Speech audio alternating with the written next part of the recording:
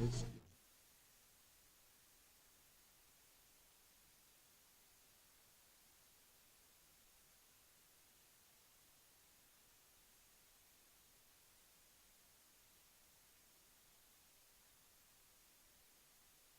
get your bottle. You're on your bed. You're covered. I'm good. These things on.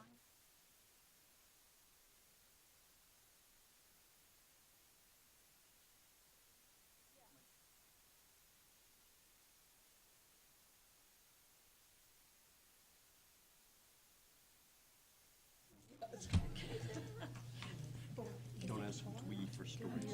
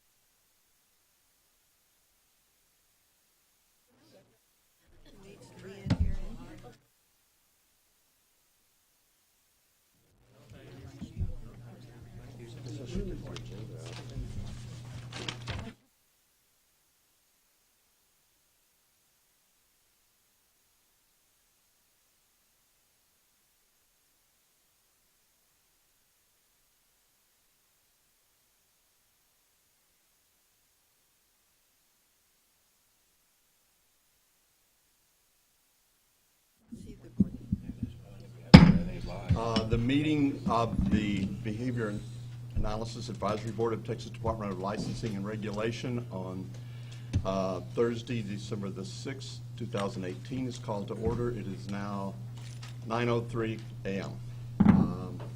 We'll call the roll. Dr. Dodson. Present. Ms. Cato. Present.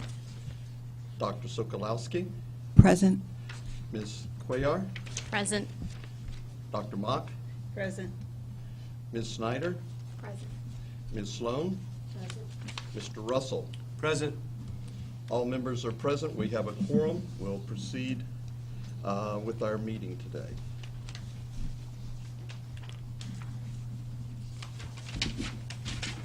Okay. Let's see, is there, I think we're all have been here before, know each other. If you don't know each other, introduce yourself. Carry on. And I assume you guys know yourselves. If you don't, that's your work it out break. Work it out of the break. Okay, moving right along. We need to review the minutes for the last meeting, March 16, 2018. The members of the board have the summary available to you. I am quite confident that all have reviewed it thoroughly prior to today. So, any additions, deletions, modifications?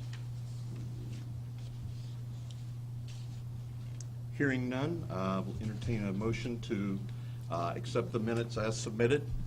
Move to accept the minutes as submitted. Moved by Dr. Dodson, seconded, I believe, by I second, Stephanie. Dr. Sokolowski. Minutes are from the meeting on March 16 are approved as submitted. There's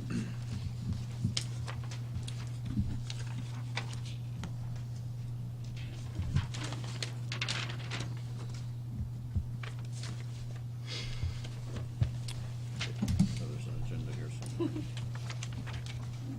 Serious. Serious about that. Yeah, but it's too digital.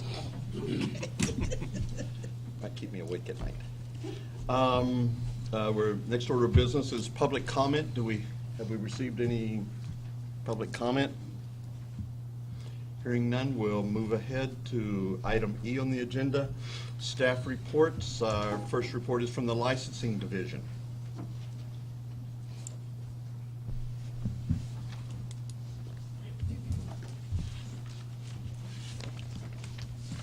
Good morning, board member. My name is Laura Hernandez with the licensing department.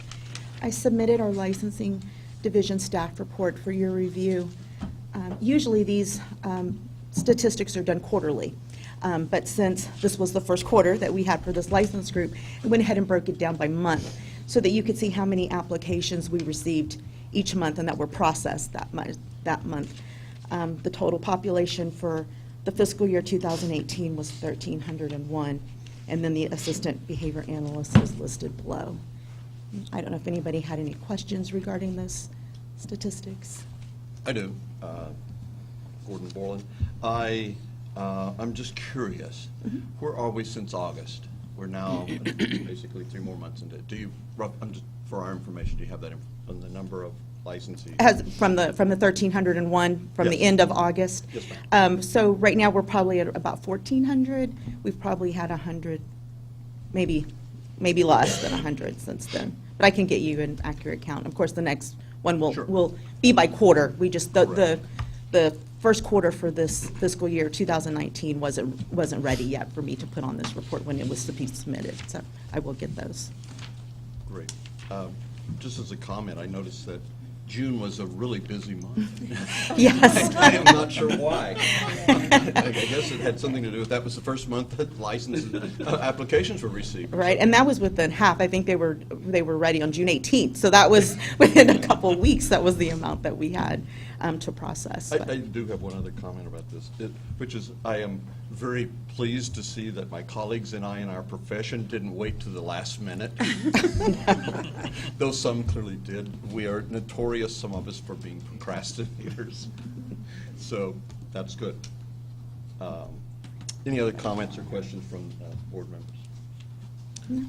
And the only other item that I had is that we have not had a need to meet with the licensing work group for the board. However, any new issues we will schedule soon to meet with them if we have anything we need feedback from the board on.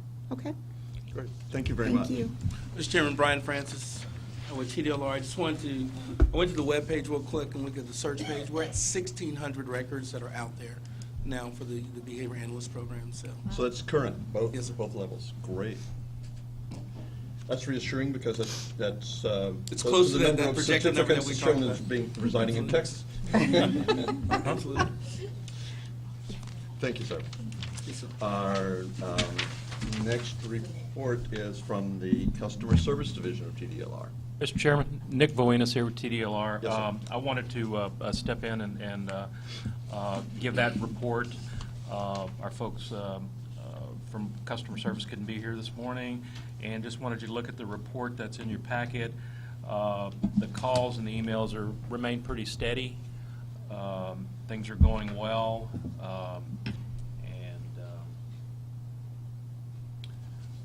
I know the folks.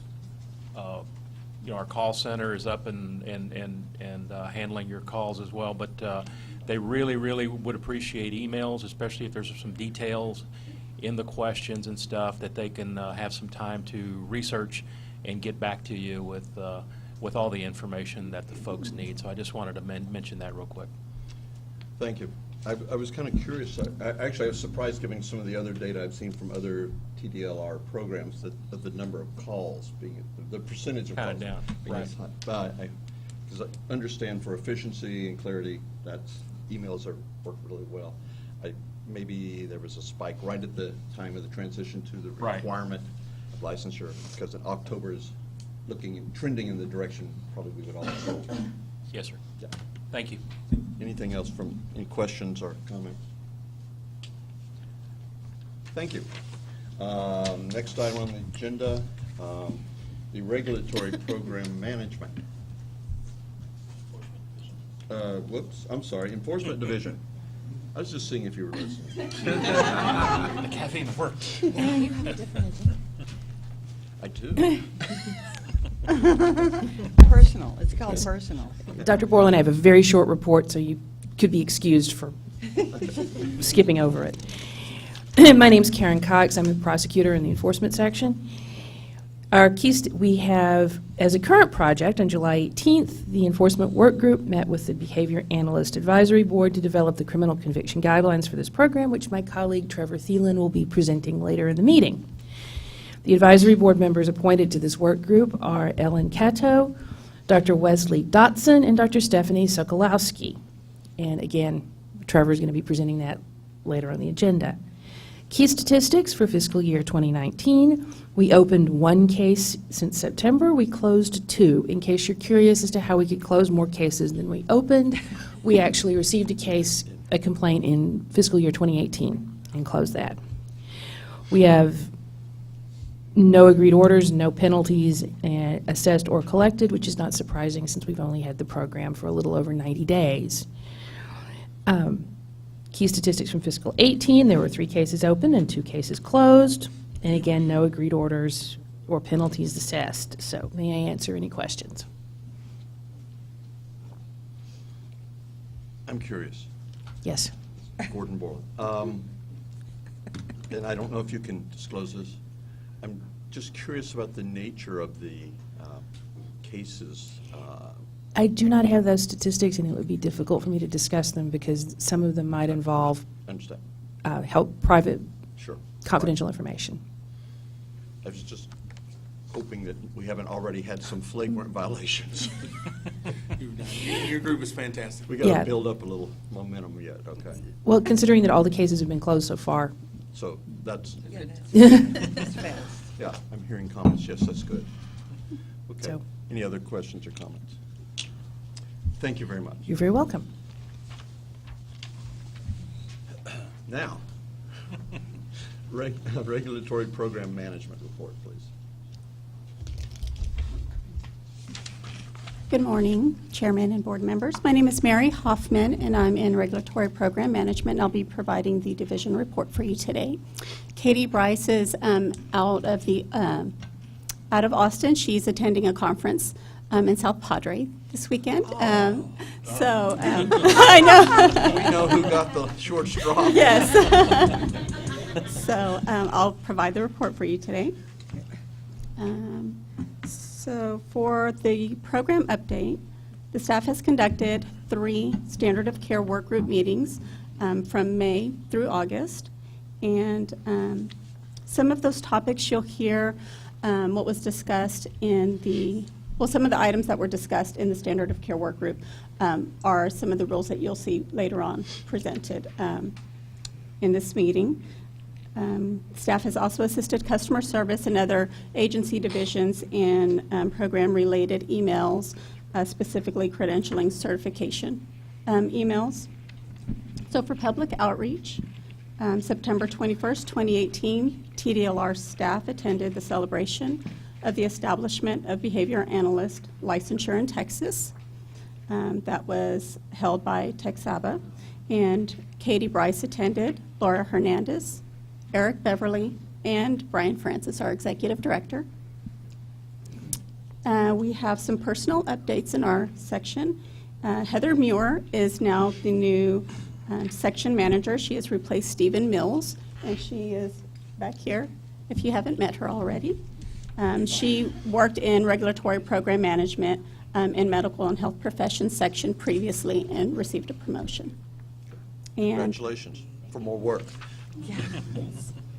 And I am Mary Hoffman, so I have been assigned to be Katie's backup for this program. So I look forward to working with all of you in the future. And Thank you, and likewise.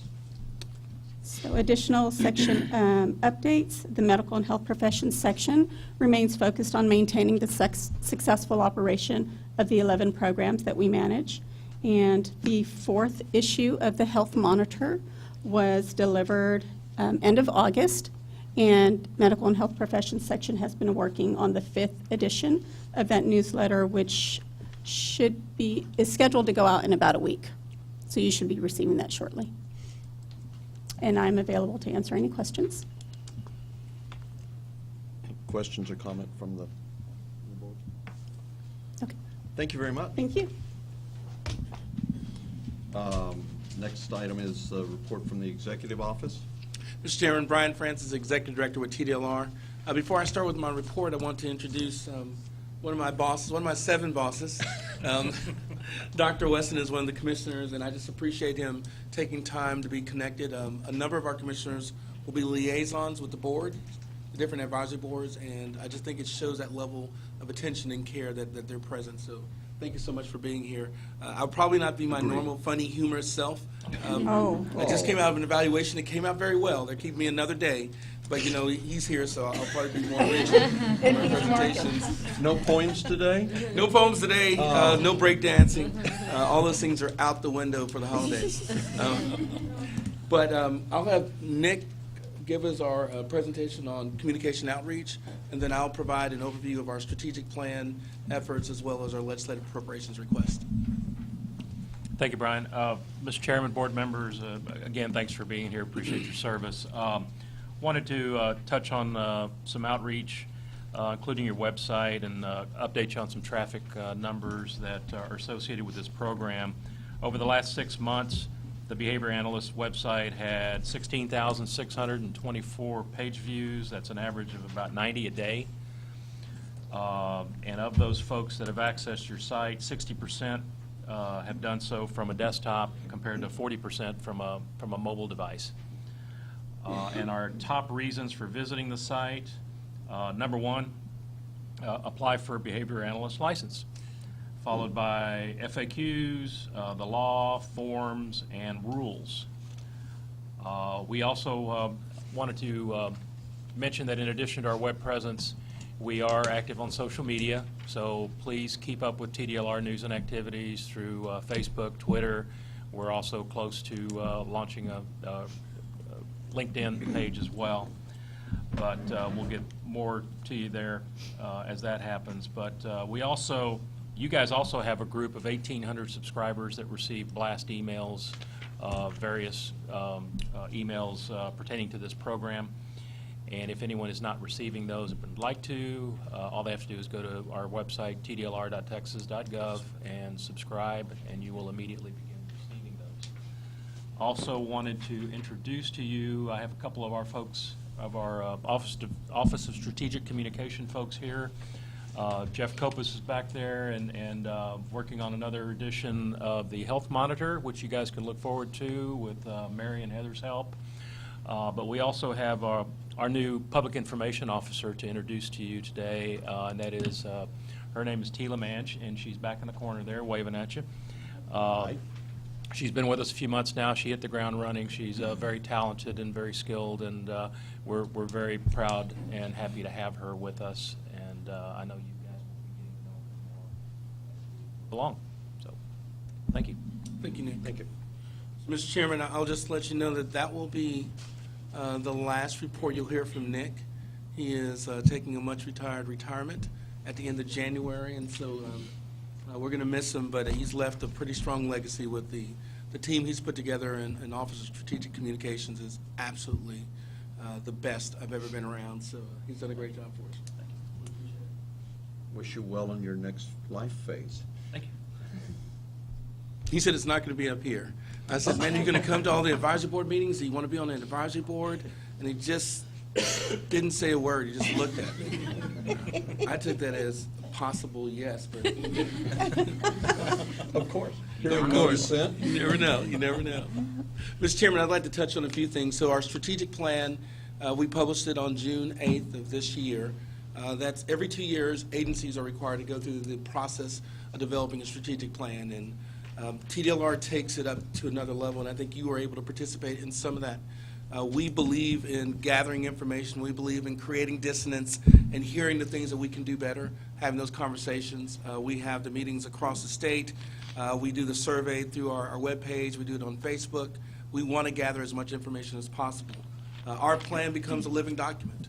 We're looking at it, and in fact, it guides our steps and our efforts through the legislative session that's coming up on January 8th in developing what we call strategic initiatives.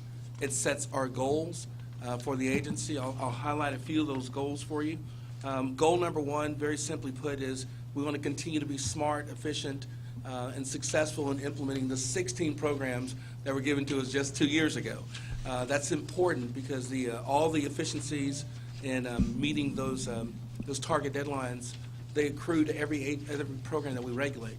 The smarter we are with this bucket of programs, the smarter we become and more efficient we become with this bucket of programs. The other ones focus on removing impediments and lowering costs. You saw that early in the rulemaking process, that we are willing to have those conversations about how much revenue do we need, what are the expenses going to be in our program. That's not a one-time deal. We continue to look at those annually to see what are the costs of the program as we go through and start learning more about it.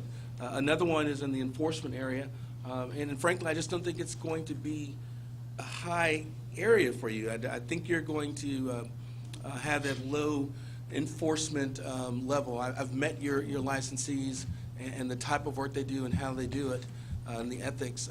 I don't think you're going to have a lot of complaints. But anyhow, with enforcement and some of the other groups, we've put in place a methodology and approach that allows us to operate kind of like a district attorney's office, meaning that we are going to take those consumer harm complaints and move those to the top of the stack. Historically, when complaints came in the door, whether it was an administrative paperwork complaint or one that was dealing with the physical harm of a licensee, whether it was dealing with the financial harm of a consumer, they were all coming in together and just lining up. And now we're making choices and saying this one needs to get hit first and addressed. What that's done in the last 3 years, we've seen our average time to resolve complaints go from 208 days down to about 142 days because we're focusing our resources where they are. We don't have 1,000 people working for our agency. We have to be targeted in the way that we allocate those resources, and enforcement's done a fantastic job under the leadership of Christina Kaiser. The other one that I'll talk about is just regulatory burdens.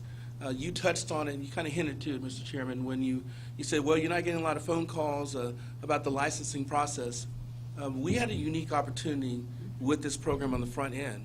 Statutorily, I think we took out most of the impediments and the barriers that you would see in other programs. It's smooth sailing. And in fact, we're using the example of the behavior analyst legislative model in terms of the expeditious way that we can move through licensing as a conversation saying, hey, if you're thinking about, and trust me, we have a lot of people who say they want to come to TDLR, they just don't know any better, right? No, they love us, they love us. A lot of people are talking about it, and we're telling them, look at the statute, look at the statutory structure. Will this work for your group? Because we found it to be very efficient in how we administer the program. It frees us up from doing the mundane stuff and really focusing on the think work. The last two things I'll highlight under the strategic plan, and it's on our webpage, so please go out there and look at it, is our mission statement and our vision statement. Our mission, I always do a full stop at there, to earn the trust of Texans every day, period. Doesn't matter what happens on the back end of that. It's to earn the trust every day, and we talk about that here at the agency, and our team does a fantastic job. We know that if yesterday we had a great day dealing with a complaint or helping a licensee or on the phone, it starts over. Today we have to earn that trust again. We live in a society where sometimes public service is not looked on so favorably or honorably. It's an honorable thing at this agency, and we take it serious. But every day we're going to do what we have to do to earn that trust. Our vision is to be the best, full stop. And it doesn't matter what it's in. There's some groups, I think, that maybe they've been beat down over the years, but they just want to keep their head down and just not cause any trouble. I look at it the other way. I want us to take risk. I want us to take risk to get a better return because I think consumers and Texans deserve the best return on their dollars. Not an average return on their resources and the programs and appropriations, but the very best they can get. You don't get the best by just trying to hang in there and do what everyone else is doing in the pack. If we're even in the pack, then we're not leading.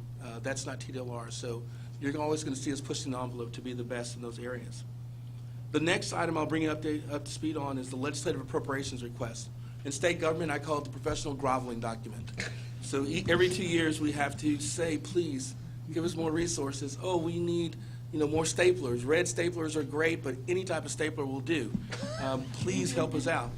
That's an important part of the process. When you go for appropriations, you have to make the case that, one, you've done well with the money they've given you before, and that you're going to do some extraordinary stuff with the money you're going to receive. We have 4 exceptional items. That means it's over and above our baseline request. 4 items. The first one is a big ticket item. It's getting a licensing system. When you have 13, 14, 16 programs sent to you in a very short time period, over time, you have 9 licensing systems. That's what we have. We have 9 different licensing systems. They're disparate. It takes a lot to try to maintain those. We want to get it on one platform so that they're all talking together, that our resources in IT are more focused on that as opposed to dealing with FileMaker Pro and the Versa system and the Tulip system, and it's across the board. So we're going to make a strong case for having one licensing system and one platform. The second exceptional item is relating to our human trafficking initiative. Our agency, with our 39 programs, has contact in that area, whether it's labor trafficking with our air conditioning program, our electrician program, our industrialized housing program, our water well driller program, or even the manicurist program under cosmetology. There's labor trafficking that exists there. But now that we've inherited the massage program, we are front line and center on sex trafficking, and it's a big issue. So we're asking for some more resources, one, to be more responsive. We've developed a lot of collaborative relationships already with the law enforcement agencies across the state, but we have to do more. We have to do more in trying to provide the data and analyzing that to see if we can identify trends. The language issues are pretty prominent in that area as well. And we're finding that the more we step into the program, the more there is a greater need for TDLR to be there. What I mean by that, we had a recent situation in Killeen. Long story short, our inspectors were coordinating with the law enforcement agency on this particular illicit massage business, and the law enforcement officer said, hey, there's another one down the street. Can you guys go with us there to help? We were able to use our language line connection to where we had an individual speaking Chinese over the phone, and we made a difference being present. We're going to be doing more of that. So that's a big issue for us. And the last 2 exceptional items, I'll bundle those together. The previous session, every agency was asked to do an across-the-board cut. That impacted our agency by 14 positions. We are simply saying, give us 7 of those positions back in the area of licensing, customer service, inspection, and investigations.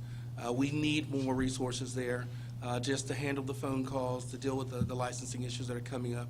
We think we have a good case there. We think we're being conservative in terms of asking for only half of what we lost before, but I think we'll be looked upon favorably. And then the last thing, again, is January 8th, the legislative session begins. There are conversations about programs possibly coming to TDLR. Next week, we'll be before the Sunset Commission answering questions on whether or not the plumbing program should come to our agency. So we'll see how that goes, but I imagine there'll be a few more conversations along those lines. And I'm available to answer any questions you may have. Questions or comments from them? Thank you. Thank you. I just never thought about the possibility that all those programs might even can't even talk to each other. That's a major undertaking. Yeah, and I overstate that to make my case very dramatic. Oh, well, never mind. But it's very treacherous bridges. Yeah. Like the little rope bridge. Imagine that's between our systems that, we send an employee there. Oh, one falls off into the river, and so we want to mitigate the falling of employees into rivers. I think that's very humane of you. Thank you very much. Yeah. But I just never thought of the magnitude of what you guys are It's a doing. lot. And When from you our have 823,000 licensees, we have over, the number was 10 million records in our system, records for licensees. It's a lot of data. Let's move around. just never appreciated the magnitude of that, but I know from the perspective of behavior analysts, we're very impressed by how slick you guys. Well, thank you very much. And in fact, I'm on some other committees nationally and so on, and have recommended that people look at the model for licensure that was adopted in Texas and other states, because it was, I mean, people are crying almost. It's so painful in some places. Well, pay no attention to that little man behind the curtain. That's right. So thank you. Next item on the agenda is discussion and possible action to recommend approval of the criminal conviction guidelines for the Behavior Analyst Program. Good morning, board members. My name is Trevor Thielen. I am one of the prosecutors in TDLR's Enforcement Division. On July 18th of this year, Ellen Cato, Dr. Sokolowski, Dr. Dotson, and Mr. Russell all participated in a work group meeting with TDLR staff. I was there, Chris Russey was there, and what we were doing at that meeting was developing criminal conviction guidelines. This presentation is going to be centered around presenting what we came up with to the entire board and asking for you to recommend that they go on to the commission for adoption. And if you have any input, questions, or changes that you think need to be made to these, that's something we can take care of in this segment. Before I get into the specific guidelines, I think it's important to explain how this part of enforcement works so that you understand the impact of adopting these guidelines and also understand what you're not doing. We have about 10 to 15 attorneys in enforcement at any particular time, and 2 of those, myself and Ken Sharp, are devoted exclusively to analyzing licensees and license applicants' criminal history and determining whether or not that criminal history indicates that the licensee or potential licensee could pose a danger to the people that they're serving or to the public at large if they get the license. We don't handle complaints about rules violations, handout penalties. We are solely devoted to sort of being gatekeepers and also deciding who needs to get kicked out of the fort based off of their criminal history. So that's really what we are talking about here. The good news is that even though this is full-time for both Ken and I, this is a very small proportion of each of the programs that we're actually taking this type of extreme action against anybody. And different programs are, of course, different. In some of our programs, we have many more of these types of enforcement actions. In others, like Brian explained earlier, we expect there will be far fewer. But it's hard to say exactly where behavior analysts fall on that spectrum because we just simply haven't regulated this program very long.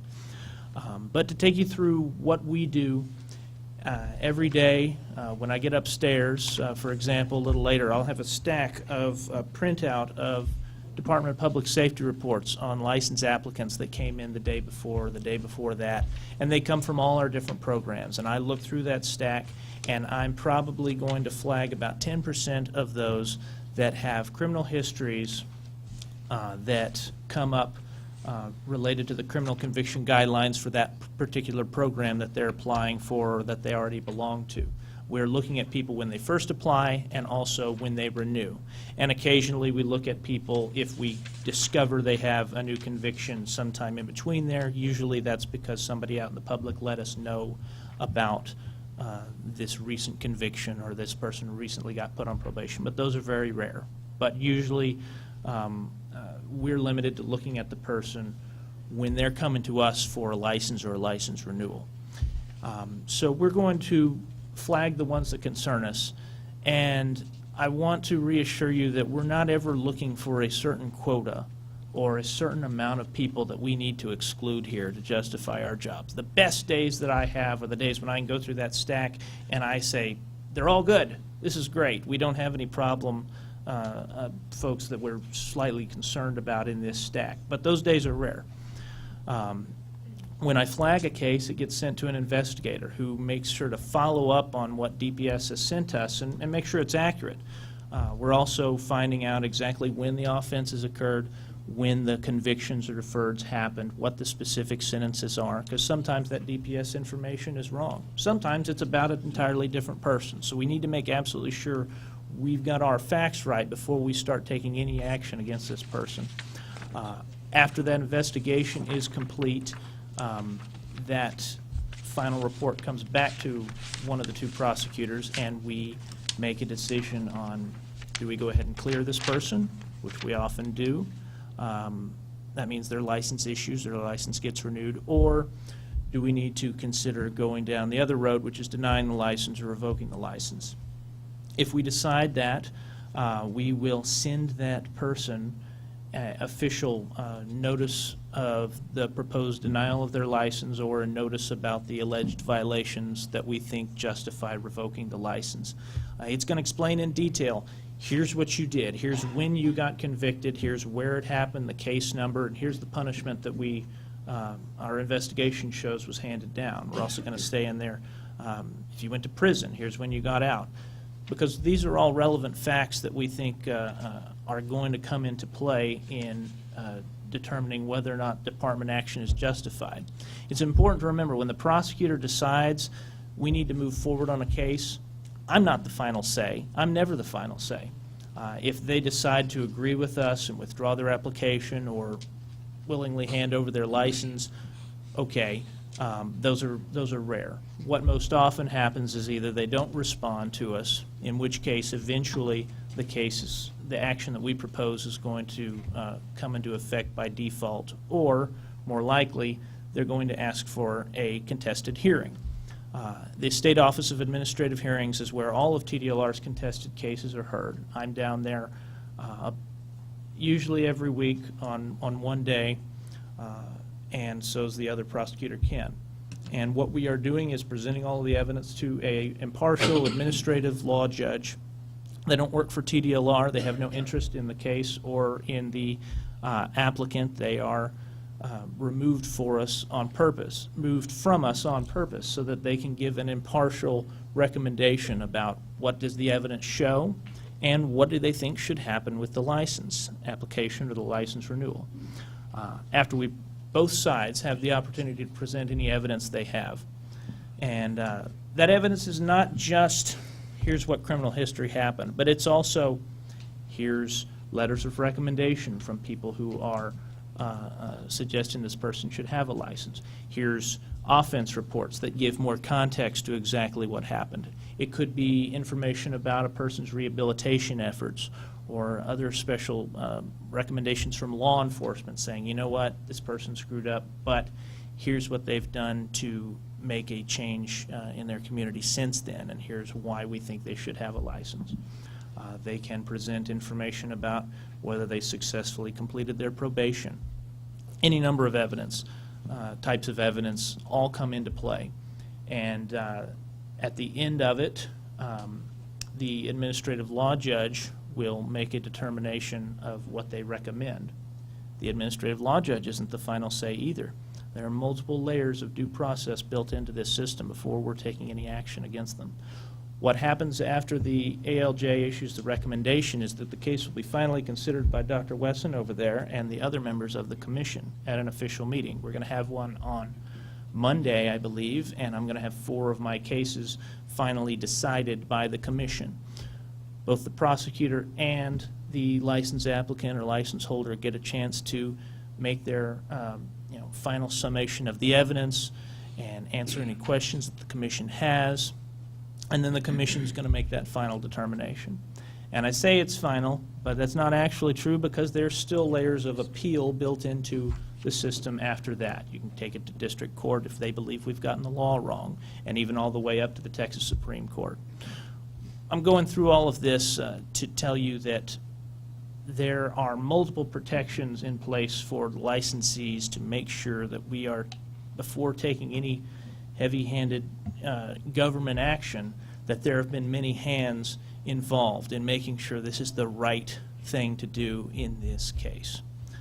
What these guidelines are telling the prosecutors, telling the ALJ, telling the commission, these are the types of crimes that may be ones that we should be concerned about, that we should be looking for. And it's required by law that this board and the commission help us to establish these guidelines so that we can post them on our website and everybody can know before they are pleading guilty to an offense, before they're even committing an offense. If they're in this industry, these types of crimes could cause you professional problems. This list is not determining, well, you commit one of these offenses and that's the end of the story.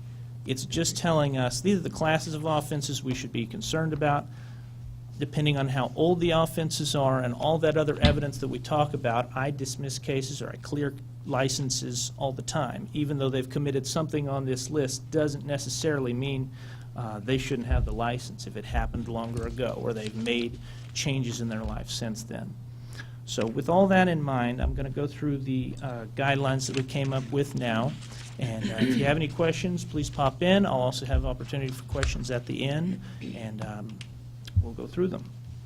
So the first category that we've come up with for the criminal conviction guidelines for behavior analysts is crimes against the person, such as homicide, kidnapping, unlawful restraint, and assault.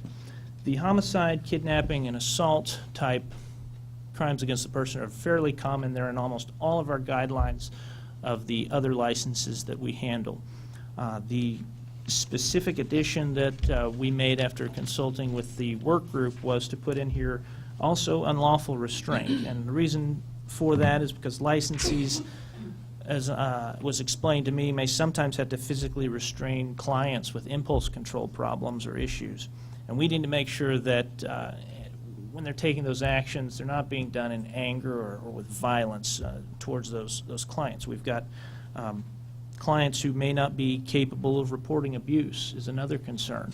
And so putting a person with a violent history in an isolated situation with that type of client, it could be dangerous. So that was one of the reasons that we added to our usual crimes against the person guideline. The second category, and a lot of these are going to overlap, is crimes involving prohibited sexual conduct. A rape, for example, could be a crime against a person as well as a prohibited sexual conduct. But sexual offenses we're describing here more broadly because there is a lot of different sexual offenses that could be cause for concern.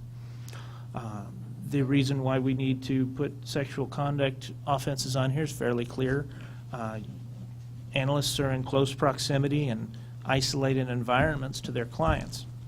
Sex offenses could be conducted in secret in those types of locations or situations. Also, some of the clients that behavior analysts work with are particularly at risk for being abused in that way, especially by people who are trusted caregivers for them. The third category is crimes involving children, the elderly, or disabled. Crimes involving children, the elderly, or the disabled as victims. And we've specifically noted these crimes include abandoning or endangering a child, or exploitation of or causing injury to a child, elderly person, or disabled individual. A lot of the same reasons that we went over for crimes against a person and sex offenses come into play here. We thought this one is especially important because behavior analysts routinely work with children. Specifically, we named abandoning or endangering crimes. We don't usually throw those into here. But analysts are routinely responsible for protecting the client that can't protect themselves, can't take care of themselves. And a person who has a criminal offense of abandoning or endangering such a person, that'd be a cause for concern. We also added in exploitation of, and I think what we're specifically focused on, you'll see this in some of the other guidelines, is financial exploitation. The work group members informed us there's a significant risk that a behavior analyst could exploit financially one of their clients who may not be able to even know that they're being taken advantage of. So if somebody has identity theft or fraud types of crimes in their past with these types of victims, elderly victims at an old folks home, for example, I'd be concerned and wanting to look closer at them deciding they want to become a behavior analyst. The fourth category is crimes involving or crimes against property, such as theft or burglary. As it was explained to me, licensees work in all types of settings and sometimes might have access to a client's home or an area where their possessions are located.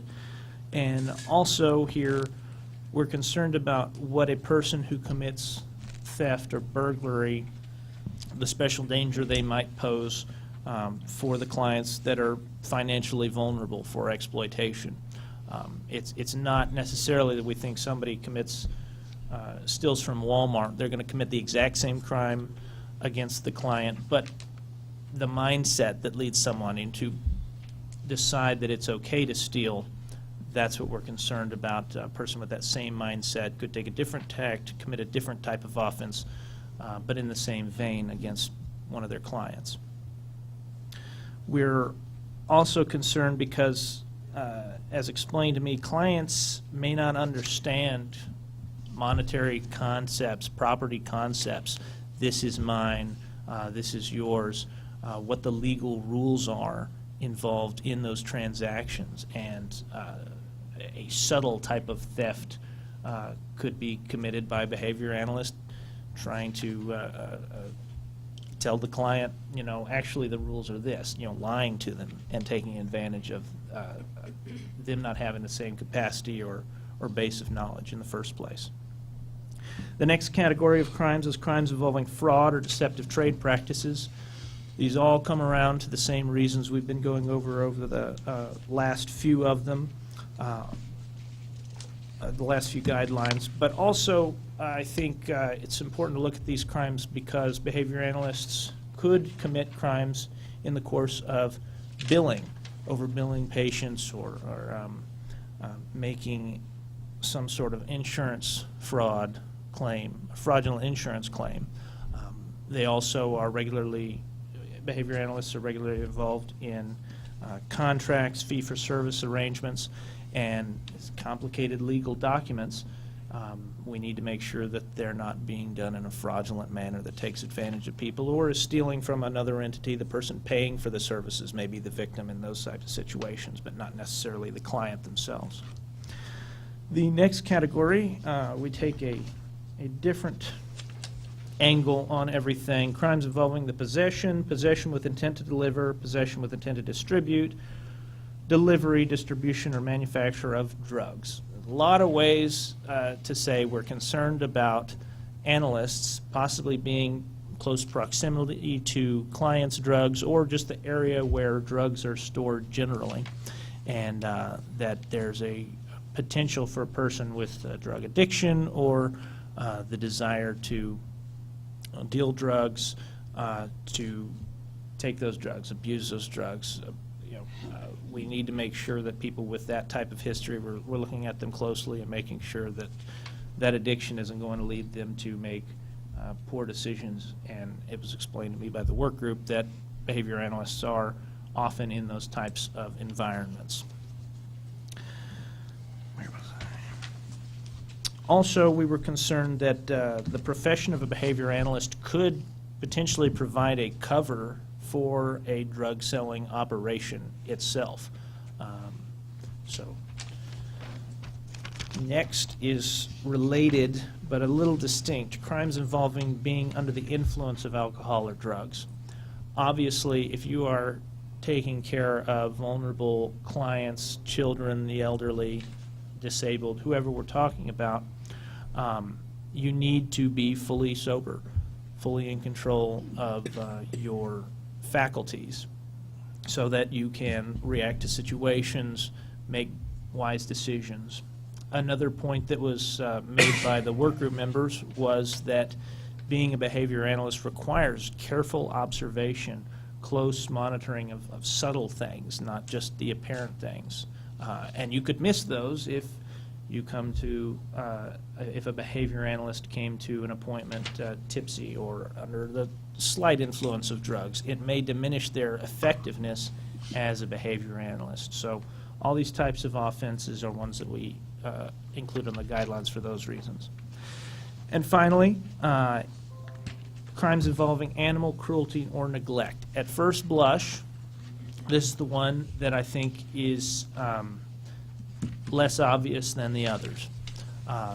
This category was added because there was a concern that a person that was capable of being neglectful or cruel towards an animal, towards something that may not be able to protect itself, that carelessness, that neglect or capacity for cruelty could indicate that there's a danger of putting that person in a similar position of control or threat to clients, to people who are in particularly vulnerable states of mind or physical conditions. So this crime is not as much about, we think if you commit this crime, you're going to commit the exact same crime as a behavior analyst. It's what does this type of crime say about the person who's committing it. And so that was the concern there. As always, I want to reiterate, these are categories of crimes that we're looking, that we're flagging as important ones to be concerned about. We look at each applicant and each crime on its own, individually. We don't just generalize. We want to get as specific as we can. My favorite cases are the ones where an offense was committed by the licensee in the course of their doing their job. And because those most clearly show that a crime directly relates to the profession. What you're helping us to do is just to know, I'm not a behavior analyst. The next prosecutor does my job is not going to be a behavior analyst, I'm quite sure. But it helps communicate to the department and to the outside world, this is what behavior analysts are concerned about behavior analysts doing. And it helps us do our job. So I'll ask for any questions that you have, and if we don't have any questions, I'll ask that you recommend that these criminal conviction guidelines be adopted by the Commission. Thank you. I really want to thank you guys that have worked on this, including the work group, because this is really hard work. I can appreciate it. I've thought a bit about what would I do if I were on that work group. It's a tough thing, and this is really critical because this, to me, some of this goes to the heart of why licensure is important. It's protecting the public, and if we don't get this right, we will not, by this licensure program, adequately protect the public. So this is critical, and so I know this took a lot of time to pull together. That being said, I do have a couple questions. Yes, sir. I'm just curious. I don't have a frame of reference here. How does this compilation of crimes compare to those for other human service professionals in their licensing regulations? Well, I can only speak to the programs that TDLR regulates because I've not examined Okay, that's a good start. other agencies. I think this is a little more expansive than we see in some of the other programs. If you look at the barbers, for example, they've got basically three categories: crimes against the person, sexual offenses, and drug offenses. And those were what was flagged by the barber profession as being especially concerning. I think they should have crimes against hair. Have you seen my hair? Have you seen That would my fall hair? under the rules potentially. Okay, You win. moving right along. Sorry. Electricians are similar, but we do add in the theft and burglary offenses, deceptive trade practices, and fraud. When we were getting into all of these new health professions, behavior analysts is one of them, and this is closer to the guidelines that we're developing in those programs or have already adopted in those programs. I think it's a little more expansive. The animal cruelty angle is one that I hadn't considered before we went into the work group, and flagged that as a particular concern. And the specifics about the exploitation of the clients and the particular vulnerable nature of the types of clients that y'all deal with, those were helping us to expand on the reasons and give clearer, more expansive explanations of everything than we usually have in the other programs. Largely, I would say it's not too different than, the podiatrists or the hearing instrument fitters and dispensers. But each one's a little different, and this one specifically is different than all the rest, especially in the reasons that we're giving for the offenses, or the offense classes. Now, am I correct in assuming that the definitions of crimes are those that are included in the state code? Well, that's a good point. There are some who would say we need to have a specific reference to every penal code section that contains a crime that we should be concerned about. That approach doesn't recognize the difficulty in compiling a list of all the types of crimes that there are in Texas, much less federal offenses and other states' offenses. Oh, my gosh. So what we've done here is we try to keep it general, keep the categories specific in terms of the topics we're talking about, and especially the reasons why those types of crimes are a concern. And we're able to use these guidelines to pull in offenses that may even not even come from the penal code, but they may be criminal offenses that someone was convicted of, may come from the health and safety code, may come from the occupations code. Also, other states. They often describe the same criminal behavior in vastly different ways from state to state. Louisiana, I go over there and look at the names of their types of laws. What's theft in one state may be larceny, or maybe, misappropriation of property in the next state. Sexual crimes especially are described in so many different ways. You might even have offenses that oftentimes we run into an offense that we wouldn't necessarily think to put on here, like something having to do with the transportation of aliens. We look into that offense, it may be a sex slavery type of an offense. And even though we didn't specify in here, crimes involving sex slavery, it may be that there was a sexual component to the crime. Or we can get there by saying that, well, that was a crime involving children, and that's why we should be concerned about it. So I may have gotten a little far away from your question, but I wanted to highlight that we take this general approach for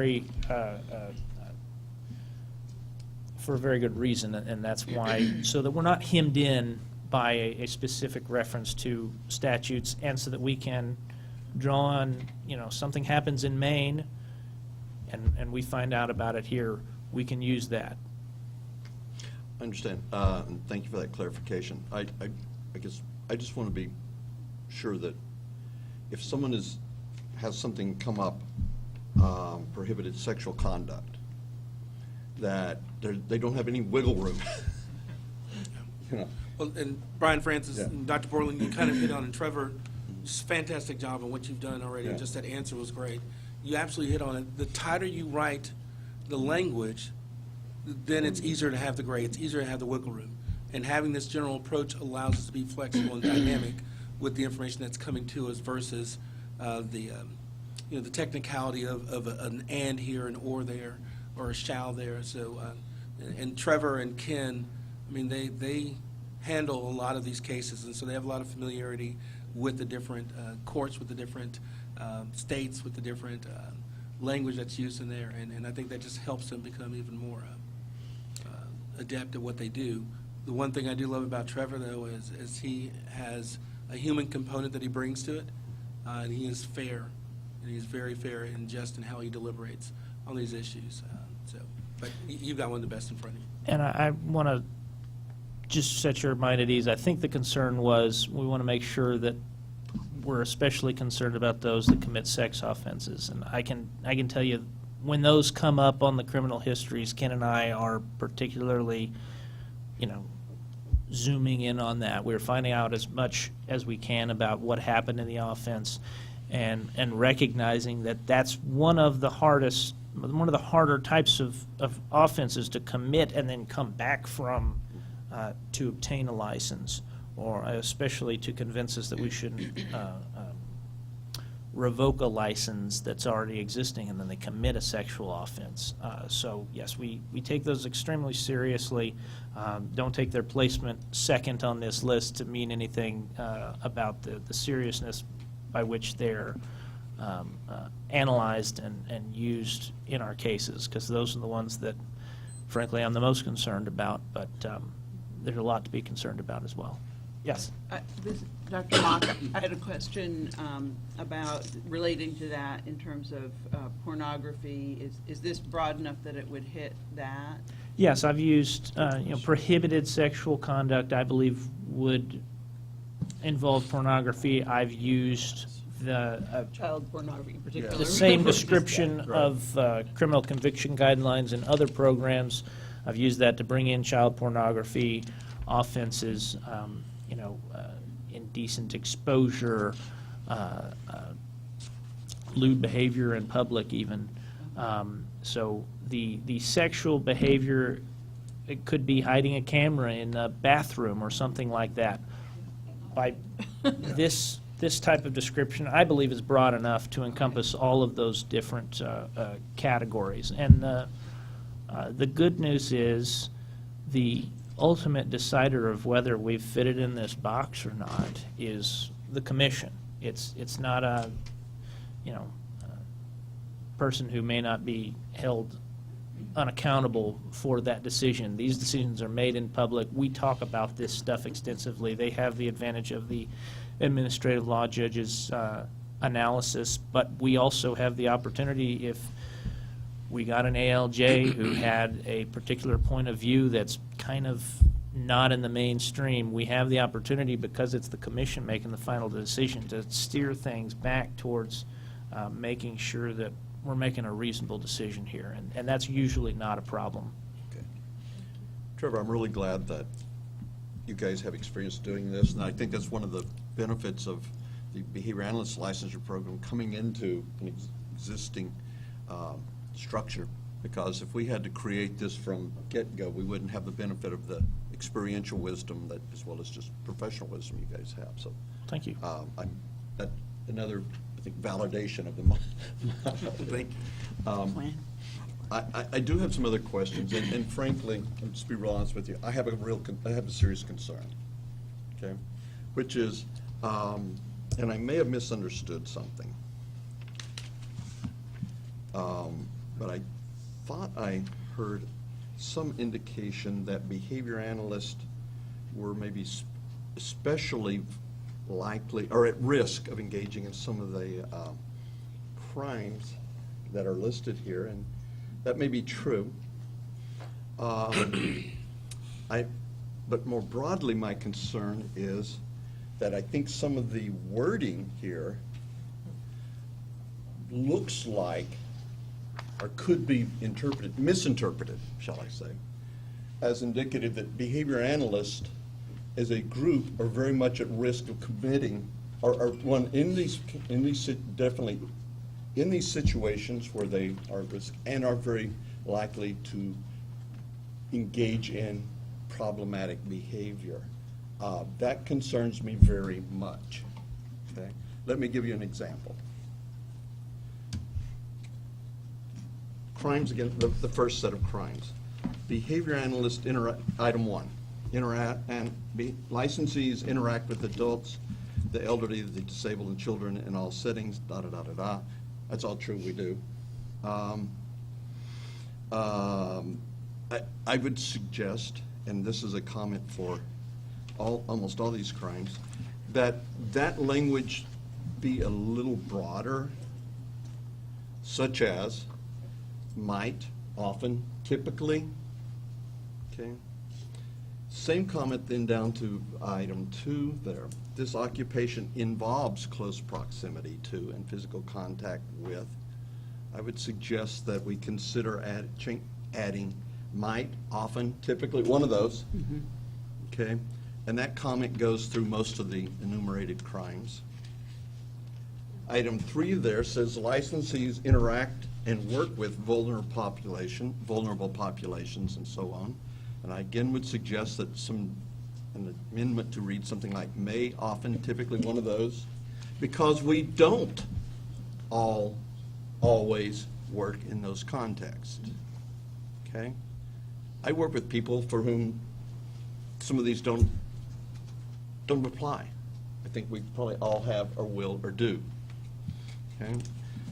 And I think that making some of those revisions might also make it a little less likely that some in the public would perceive that we are a bunch of people running as licensed behavior analysts, perhaps with very strong predilections toward engaging in some very problematic behavior, because we all, of course, work exclusively with those populations.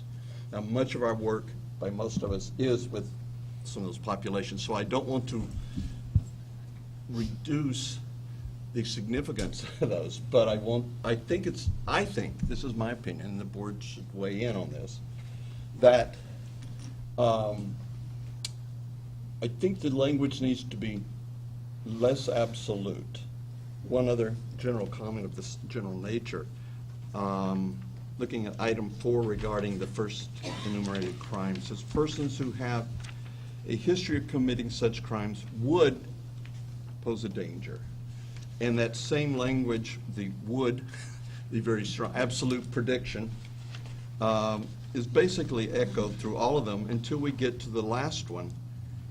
It's the last one about crimes against person, where then it says may.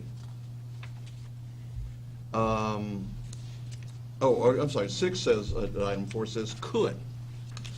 And given what you've told us of your experience, that in fact, the practice, and rightly so, I would agree, is to look at those situations, those offenses or alleged offenses, on a case-by-case basis, and perhaps describe that if someone was busted for smoking a joint on the campus at UT back in '69, no names being called here. We don't know who that might be. Yeah, I think it's Darrell Royal. But that I mean, as this language stands, it says they would pose a risk. And you've indicated to us that, not necessarily so. But I don't want to say, there's no problem. But if we said, like, could, I think it would be a little less absolute. So those are my comments, and I have some very strong concern there. So I will. Dr. Borland, I'm going to weigh in. This is Please. intriguing to me. This is intriguing to me. We definitely hear what you're saying, and those changes can be made. So let me start with that in mind.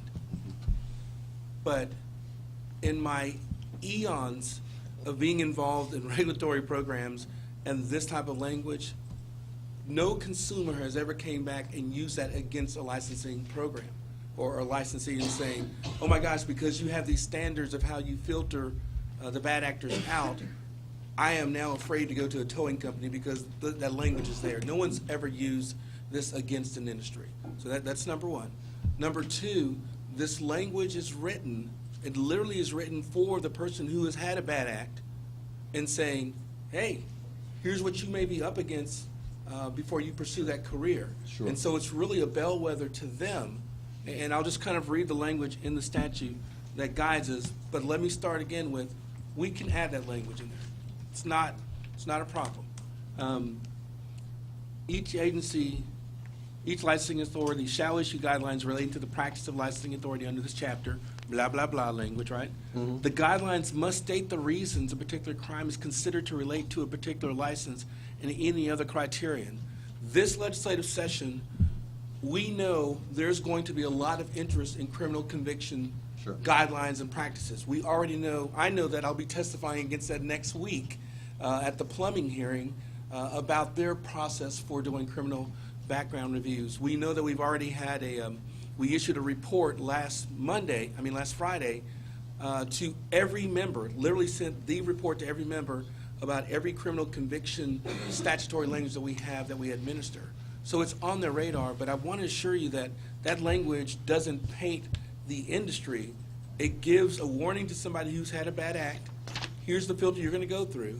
But it also, I think, gives you comfort that we're going to keep those individuals who have engaged in that after they've had their due process out of your industry.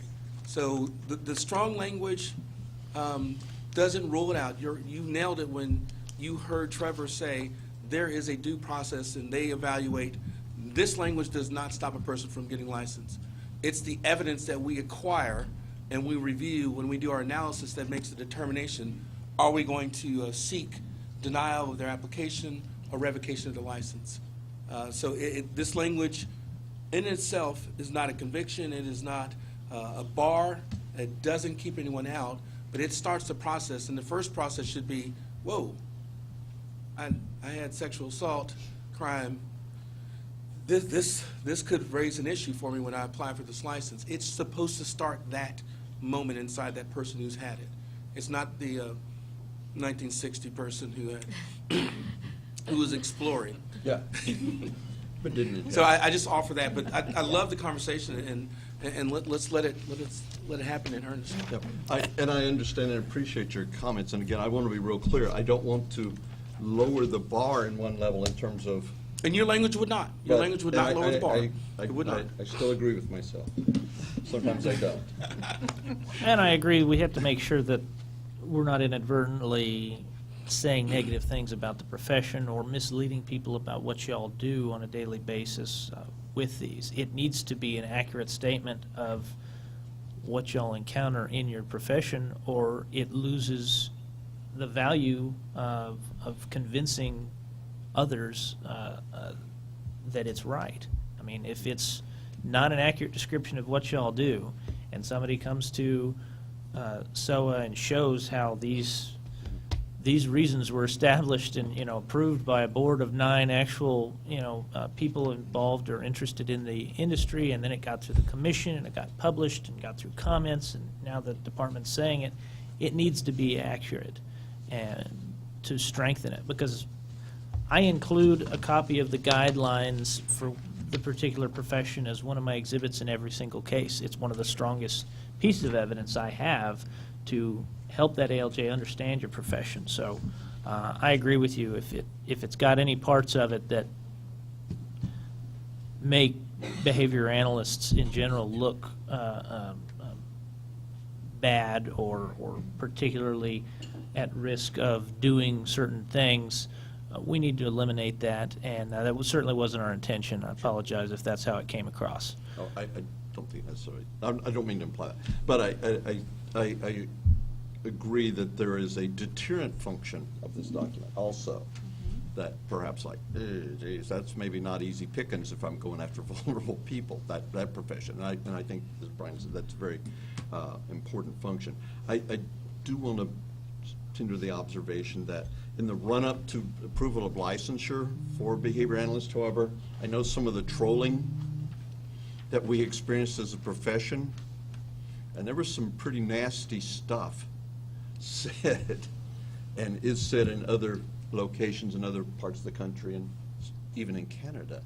Some very, very broad attacks on behavior analysts. And we had some people here in this state that really have had some very severe misunderstandings of what we as behavior analysts do and who we are, and were therefore really very opposed to even giving a license to behavior analysts. And our situation may be a little different from the plumbers or some of the others. It's not totally unique, but so some of my comments have that experience as part of the antecedent. So just That makes FYI. sense. So let me lean back and let others engage. Sadika Koyat here, and I am completely in agreement with Mr. Gordon, because when we do speak to parents, these are some of the words that we use, the might and typically and often, when we are discussing a treatment plan. And so if that's part of this, then that could also support our language on a regular basis. And even when we write research information, we say it may include this type of follow-up, or these are the options for that. So I'm in complete agreement with Mr. Gordon on possibly modifying that language. Thank you. Laurie Snyder. I also agree with Gordon in regards to the occupation involves close proximity to. Some behavior analysts may be in a university-type setting or in a setting that doesn't actually put them in proximity at all. And I think we're also looking at the advent of telehealth, where it's a whole different set of issues to consider. By definition, you're not in close proximity. And Dr. Borland, Mary Winston, TLR. And in discussing this, and as Brian said, these changes can completely be made. What we're discussing are the rationales behind it. So I know Trevor has thought this through a billion times over, and he can definitely put that language of could versus would in some of those places. But this language is their internal thought process, and that's not going to go into the criminal conviction guidelines as far as the reasons. When we have the guidelines, crimes against the person such as blah, blah, blah, this verbatim document is not going to be, do we do this verbatim in Yes, there? we do. In fact, the statute requires us to not only list the categories, but tell the reasons why. Okay. It says by statute that we have to So do that. if we are just doing the coulds, are you good with the Sure. coulds? Yeah, I don't see a So, problem with that. Yeah, and it's still a deterrent.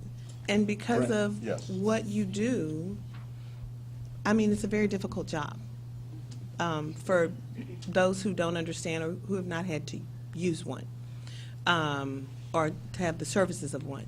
But those changes will still deter people who may have some of these issues to think twice about entering this profession. And I don't think you've said anything that we disagree with, and good looking out for your industry, because that's what we have you here for. One of the, on a related note, this issue of, this offense won't come back up because I practice a different aspect of that profession. As a common line of testimony and argument that the respondents make in our cases. For example, may have an electrician who says, I stole some copper wiring and turned it in for recycling, from a job site. But now I work somewhere where I'm going to be supervised all the time, and my employer knows about all that stuff, and he's okay with it. Well, the way we explain the value of that type of testimony to the ALJs is we can issue a license that only lets you work in a college setting or only lets you do telemedicine.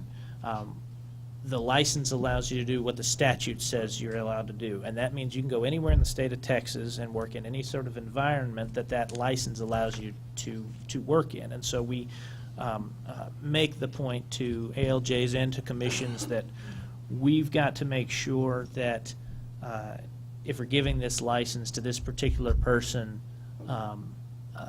there's not a way they can use that license in some way that will take advantage of people, leave the current job that they have, or leave those structures. We don't have probation officers out there supervising people to make sure they're on their best behavior. And so this putting into the criminal conviction guidelines the would, often, may, could type of language, I don't think it hurts us because we're already dealing with that concept in each case. That's what I understood. Yeah. Thank you. And I'm so glad you guys have experience doing this like this already. But I had one question. When approved, would the guidelines be available via the website? Yes. Okay, so there will be public access. Every time I'm putting together my official notices of alleged violations or denial letters, I go to our official website and make sure I'm copying down the right ones, because I've got 30 different programs swimming around in my head at any time, and I want to make sure I got them exactly right. So yeah, we do make them publicly available. They should also be, I believe, published in the Texas Register, just like proposed rules. They're going to be discussed at open meetings, and yeah, I literally print off exact copies of what we've got on our website to make my exhibits that I turn into the court. So all of this is publicly available once we get it adopted by the commission. I've got a question. Yes. Dr. Sokolowski. For those of you who have had extensive experience, and I know Mary has, do you see, and I think these are excellent, it's an excellent recommendation. My question is, do you see any concern about making these changes and it will in any way water down or change or make it more difficult to convict the people that we want to convict? I don't think it will make it. Uh-oh, Mary's smiling. No, I'm smiling. Mary Winston, I'm smiling at Trevor because he and Ken are the experts in this. And if he says we're good, we know that we're good. Okay. So I'm smiling because I know Trevor has that answer to that, and he's answering the question. Okay. Yeah. I think we put the would, the may, the often in there. The effect will be that it may invite more of that type of argument from our respondents, from our applicants of, well, I'm not that type of person, or, you know, that's not going to apply to me, and there's plenty of places I can work in this industry that don't involve the risk that this crime indicates. It's just going to require us making sure to continue to be on the ball of explaining the decision that's made here has to be about what parts of the profession could this person go into. And, you know, so it'll probably invite a little more testimony about that and discussion about that in front of the ALJs. But the commission regularly encounters that same argument, and I think rejects the type of testimony that's invited potentially by making those changes. But even that, I think, is minimal, because people are going to make those arguments most of the time anyway if they think that it's going to help them. And they, you look at it from the perspective of our applicants, they've only got one interaction with the department, with how these hearings work, with how these arguments usually go. I'm dealing with them every time, and I'm preparing for the same arguments and expecting them often. So I don't foresee that it would cause a big problem. It's going to make these guidelines just more particular to this profession, and I think that we're going to have to keep up with that. We're used to seeing the same language over and over again, and we need to remember when we've diverged from the common root of a lot of these. And you had something? Ellen Cato, and I don't disagree at all. I'm fine with that. But to play devil's advocate just a little bit, I actually didn't read it like that, Dr. Borland. I read these as just like overarching, as a field, we can interact. Like, I didn't, somebody obviously will read it like you interpreted it versus I interpreted it not as absolute, as more of a general. As a field, we do these things. We could be in these environments. We might be with this population. So you interpret it one way, I kind of interpret it a little bit differently. I'm okay with the revisions. As long as they don't end up in a situation where people can practice that we would rather not, so. Yeah, and I originally read it the same way you did. Yep. And then I went back and reread it, and I thought, oh, trying to read it from taking another person's perspective. And I thought, oh, well, now how does this, if I were an outsider to the field or wanting to break into the field, I might say, But Gee, I don't know, these people, have other professions made revisions like this? Because you said that a lot of the things that we have listed here are very common across other license. And I mean, like, have other professions made similar, just out of curiosity, made similar requests? The may, often, can type language that you're talking about is not common to the other criminal conviction guidelines for the other programs. And I've never, I encounter things in terms of how do they come up during our hearings. So what does your average person on the street going and looking at the criminal conviction guidelines, what conclusions do they come to outside of me explaining this to an administrative law judge or using it in the context of a commission or SOA environment? I really don't know, and don't interact in those situations. That seems to be the type of individual that you're concerned about coming away with a mistaken impression about what these guidelines show about the profession. So I don't know that I'm equipped to discount what Dr. Borland is saying, just based off of what I see, because I have a very limited perspective. But in the other programs,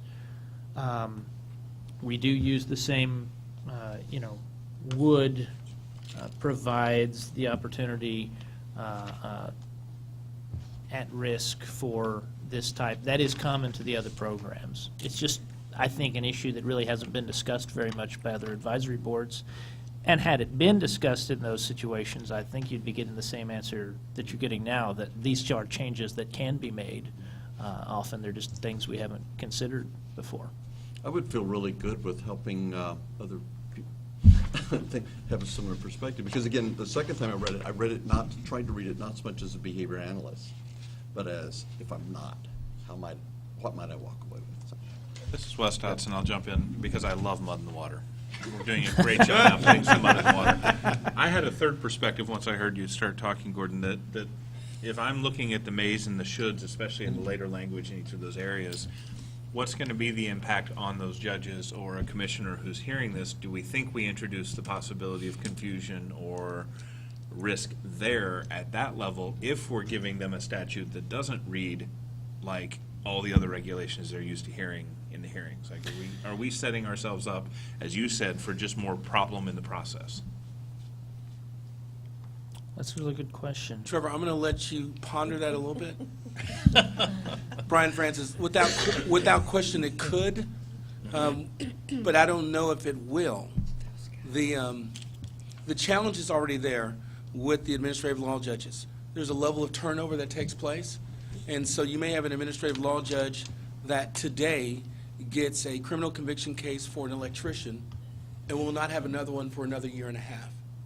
And then they get another one 2 months from now that deals with just the air conditioning program, and then maybe in 3 years they get the behavior analyst. So the familiarity of the differences may not be there because there's a new person in that seat. But the difference, at the end of the day, Trevor and Ken are going to move forward with a notice of alleged violation that says your criminal conviction for sexual assault meets our guidelines. It puts you in a position where you could do these things. We're not going to let you in the business. So we can still get there with the evidence as we build that case out. I will just say to my dear friend, Dr. Borland, that his reading of it is, use the word absolute. It's not absolute here, and it's not absolute in any setting. They will always have the benefit of the doubt. They'll always have that due process, no matter what language we get there. And that's why I'm like, we can make you happy and make your hair stay in and not fall out like mine has. I don't want you to go through what I've gone through, my friend. But this language is for the person who has engaged in these activities, and it gives them a heads up on what's going to happen or could happen to you if you apply. In my years, I've never seen the public use it against a licensee or a licensed population saying that group is really bad because some of them could be left out of the business if they engage in this. So it hasn't been used that way, but I definitely want to defer to this conversation and letting you decide how that language should be presented. This is Wes Dotson again. I think, Gordon, I agree with you, but I'm not sure if the changes are worth the rest of this. And I think it's a good conversation to have to think that way.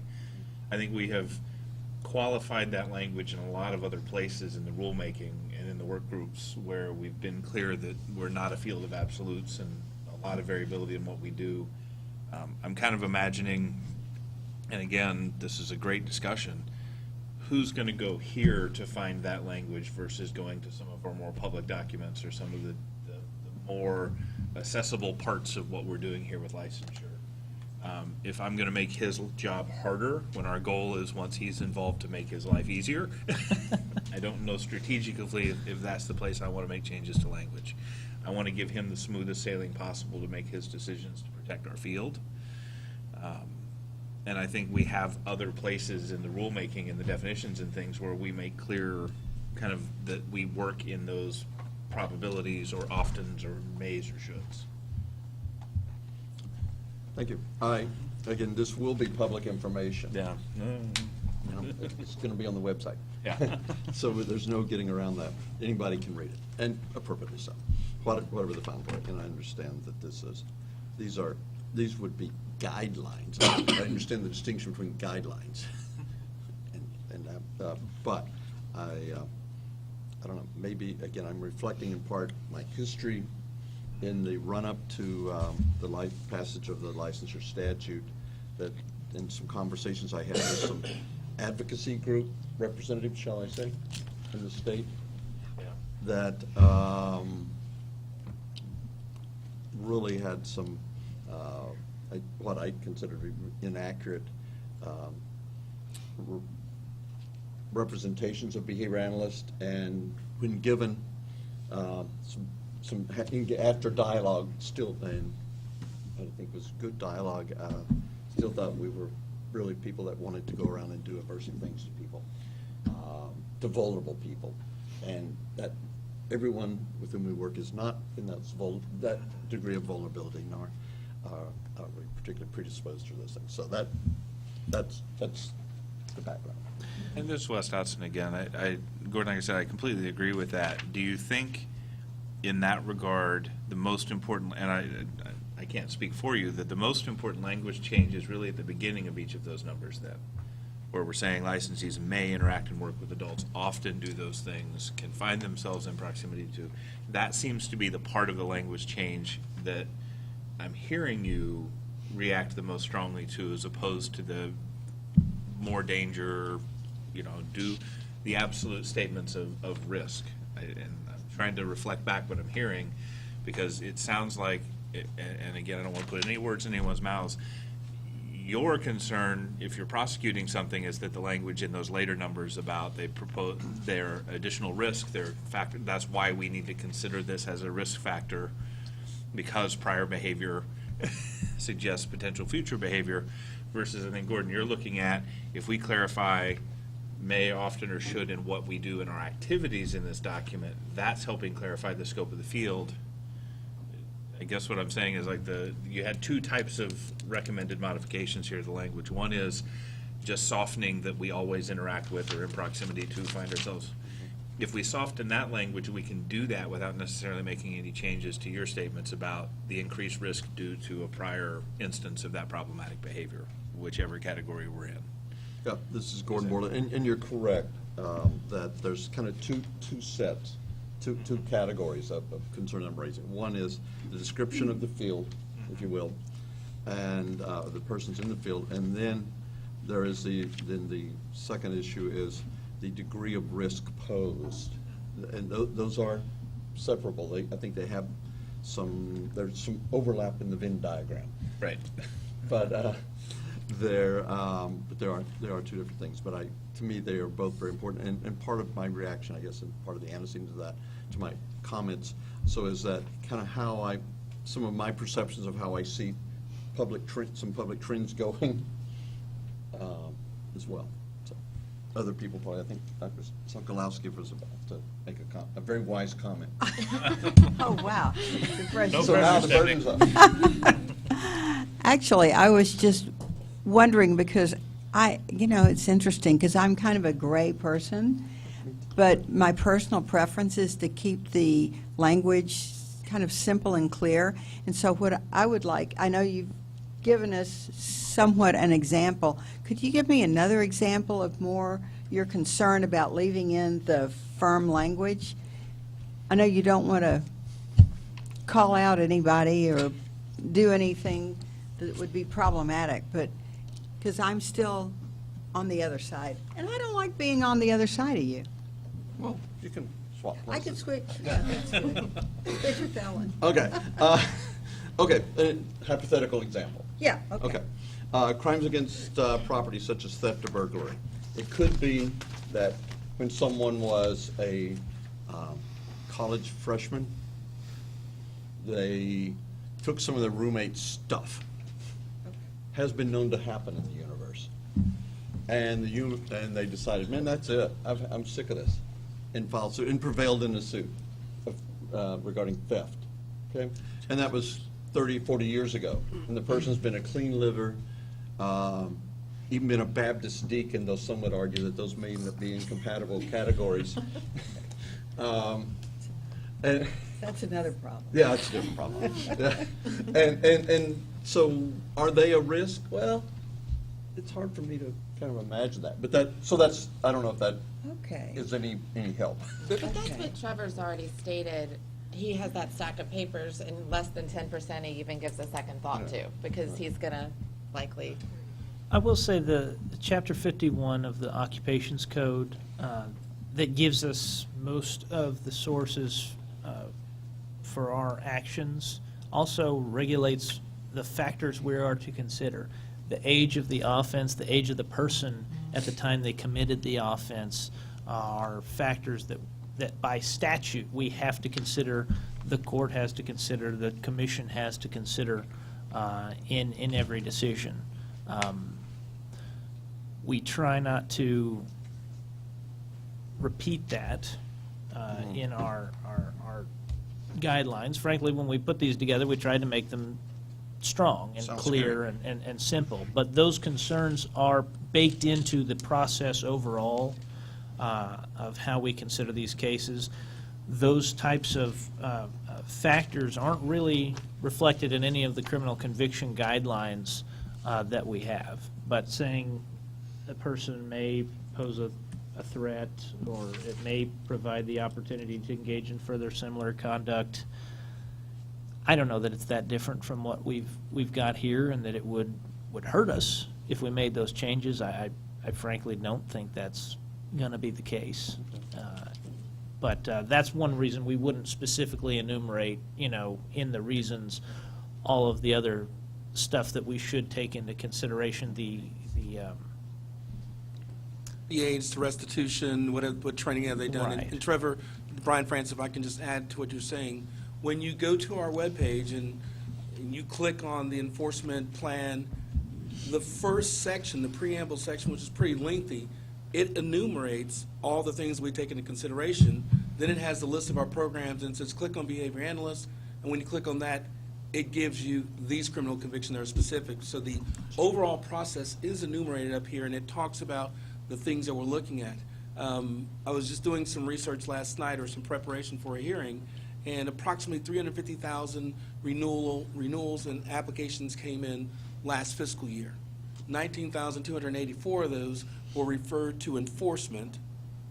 We then opened up cases on about 2,000, and we ended up denying and revoking about 280 licenses. So when I say 19,284 were referred, they all had a conviction of some sort that triggered something under that criminal conviction guideline. It triggered the very sticky-fingered, co-ed that you described there. But as Trevor and them evaluated that on a case-by-case basis, got the court records, got the information, saw how old it was, they were able to say, okay, these 17,000 had convictions, but they didn't rise to the level of denying or revoking that license. And ultimately, 282 folks were denied and revoked in that time period. But I want to emphasize, there were 19,284 folks that had convictions that triggered the guidelines for those respective programs, and the sieve that it went through resulted in X. So there is definitely due process, and there's a lot of consideration that Trevor and Ken do in that process. And Mary Winston, and this is with this current type of language that Trevor's team typically works with. So that tight sieve doesn't seem to have a negative impact on that college co-ed, but it does get an extra look. Sadika Koyad here, sorry. Well, looking at, I think maybe the inconsistent use of the mays and then the absolute statements. So like under guideline guideline 1, number 2, it goes from what sounds like an absolute statement from the occupation involves to the second sentence, licensees may be required. So we go from it involves this, but may be. So maybe the mays are already in there. They're just not consistently used as the way I'm now going back as I'm reading through it. I'm like, well, we do have the mays in there. They're just not in every sentence or every statement that's included in this. So I can see how it goes from like, okay, we are involved in close proximity to, well, we might be required to. So again, the inconsistent use of the mights and the typicals or typicallys and the absolutes, and then transitions to a different non-absolute statement. So it's in there. I'm not disagreeing. Could I ask, I'm trying to think through the practical effect of making these changes. We've got Laura from General Counsel here, and maybe Mary knows as well. If we made these types of changes, does that mean we need to have all those changes nailed down before the advisory board makes its recommendation and it goes to the commission? Because if that's the case, we're going to have to set this on the agenda for a subsequent advisory board meeting before we would get it to the commission for final adoption, if I'm right. Is that the case, or am I mistaken? I missed what you're saying. Do you have, Mary? I'm sorry. Trevor's asking if they make these changes, does it need to go back to get a final copy of what the recommendation is? No, it can go straight to the commission from here. It can go from here. We haven't yet heard a vote. We've had a great discussion, so we don't know which way we're going. Those changes, if we're comfortable documenting them here, they can go right to the commission if everyone is in agreement to what they are. If there's some sort of discrepancy or misunderstanding or need for further conversation, then it would have to go back for another work through. But the changes can be made here once a vote is made by the board as to what they want to do. And if the board wants to take a closer look at the inconsistent use of the mays and the shalls and the woods and all that good stuff, we can do that today, and I would prefer that we do. And what we can do is we can take like a 15-minute, 20-minute break so Trevor can go through and just do some of those edits so we're all looking at which ones are changing and not just having some general conversation about, oh, this one and this paragraph. I'd rather you have in front of you what we're thinking about changing. I think we can accomplish I that. agree. And Mary this morning. Winston, you have other rules that you need to look at. So a break would probably be great to do a deep dive and let Trevor work on it before Laura has to get up there and take her deep dive. West I want Austin to make is- one comment okay. about what's in these criminal conviction guidelines, which I don't work on these as much as enforcement works on these, obviously, but these descriptions that you see in here, these are sort of trying to paint the context of why these convictions would be used to deny or revoke a license. And I understand what you're saying, that not every behavior analyst works with children, say. I think what Trevor was trying to say is the license authorizes every behavior analyst to work with children. Sure. So just because the person doesn't work with children typically, they could change their where they operate, how they operate, where they work, and they could be doing any of these activities in the future that they may not be doing when they apply.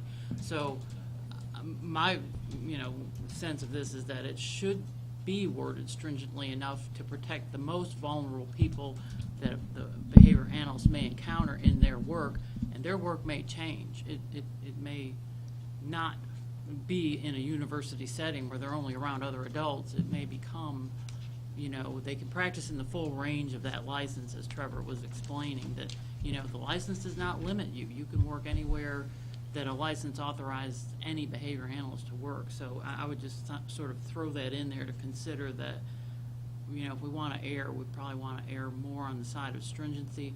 And believe me, there is a lot of consideration of factors. It's in the law, it's in our process, it's in due process, it's in the SOA hearings, it's in the court hearings. You know, a person is not going to, you know, be stamped with the red letter A and tossed on the side if that's not warranted. You know, these things are considered at every step. So I feel like maybe you're being a little too worried about what this is saying, but, you know, factually, what I'm saying is, you know, we have to figure you could be operating anywhere in the scope of that license, so we may want to be more stringent. And Dr. Borland and Board, before we take the break, to kind of piggyback on what Board Member Cuellar said about the maze and the language, the harsher, and then, you know, going back and forth with the may. And it's all about perspective, because we all have different perspectives, and as we know in law, it's a reasonable man standard, whatever that is. So in the first, crimes against the person such as homicide, kidnapping, unlawful restraint, assault. Number 2, in my perspective, it appears that it's a step up in explanation, not something dissimilar between the occupation involves close proximity to and physical contact. And it goes on to name different persons in the general public. So in that close proximity and physical contact, they may be required to physically restrain. So it's kind of painting the picture. So in my mind and interpretation, it's not, we can't use a word, or I wouldn't think, I'm not the behavior analyst though, that we would use something more stern about having to do physical restraint. Because the physical proximity, yeah, that's typically involved. But physical restraint is not always involved. So that's where we get that language to try to incorporate what possibly may go on during that time of physical proximity.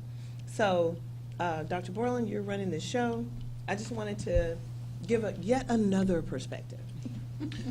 More mud. Yeah, Thank you. this is Brian Russell. I just want to weigh in. I don't weigh Please. in much, so and I'm not a practicing person in the profession. I have a son with autism, so I definitely have a slightly maybe different perspective. I'm not as worried about kind of the way the profession is viewed, you know, as much so as someone else might. But kind of my thought process and kind of my line of work, it's keeping things as simple and kind of unmuddied as possible. And I think that keeping a lot of these descriptions intact as they are, and familiar to some of the other industries that might be using these guidelines for the most part, would be in our best interest to keep everything simple. I also think that this piece, is really more of the license and regulations portion, and not as much in the I call it a puff piece, but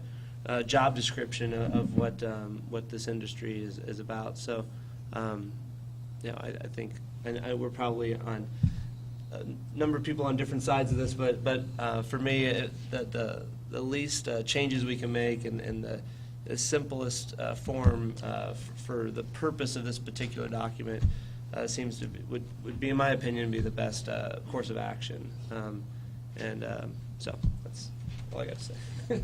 Thank you. Other input?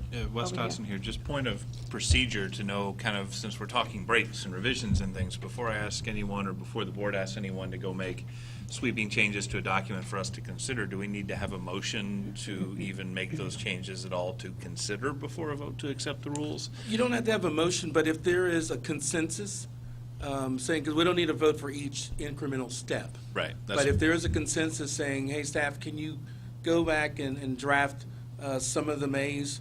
What you'll still have both documents in front of you. There'll just be one that reflects one side of the argument and the other one will reflect the other side. So you don't need a specific vote for that, but we do need to get a sense of consensus of the guidance on that. And I think Ms. Muir has a little bit to add to that. Hi, Heather Muir, Regulatory Program Management, Medical and Health Professions Section Manager. Wow. That Mary introduced earlier. And yes, more work. Brian expects us to work for our pay. Just so you are aware, talking about these changes, this is very standard language for all of the other medical and health professions programs. Even the podiatrists have similar language. So it just, food for thought as you're contemplating. I would like to say that y'all were pioneers for the animal cruelty, but you weren't actually, because that's in sanitarians right now. So just something for you to think about. It's used throughout the other professions, and it's working well for them. Thank you. And I think we all agree that there's an evolutionary process of regulation as well, of course. I think Ms. Sloan had a... Yeah, Carol Sloan. I'm kind of in favor for keeping them as they are. I'm not sure I understand the perception argument very well, but to me it kind of looks like if I were reading this and not happy with behavior analysts, I would be glad they were being held to this kind of standard. It would be reassuring that looking at a license we were going to, that you're recognizing all these vulnerabilities exist, and that you can work in this with clients who cannot report, cannot give any input or anything. And so if I was someone that was kind of, not in favor of behavior analysis to start with, I would be kind of satisfied that at least they had this rigor applied to them.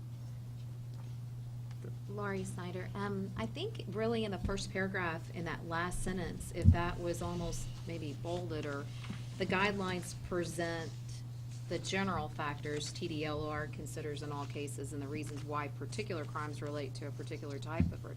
I think maybe it's just that without that really being that it's that these are general factors.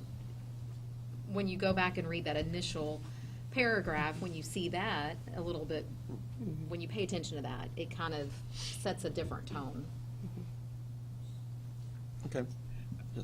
Please. Yes, Joyce Mock. I'm comfortable with it as it stands. Thank you. I think a couple of possibilities. I'm looking for guidance here. One possibility would be that the chair entertain a motion to accept the proposed guidelines as is, and that can be voted up or down. If it's voted down, then we can decide where we go from there. I think that may be the most efficient way to proceed, because we certainly don't want Trevor to go do a bunch of stuff. We said, never mind. Just kidding. Yeah. Trevor gets paid by the eval. So he's hoping for some longer words. Okay. Okay, so Gordon, move that forward. Wes Dotson, I'll move a motion to accept the criminal conviction guidelines as presented to the board. Ellen Cato, I second. Okay, so the motion has been made and seconded that the proposed guidelines for license applications with criminal convictions for behavior analysts be accepted as written. All approve, all agreeing to that? Please so indicate by raising your hand or something so we can get a count. Not names. The chair will abstain from voting unless there's a tie.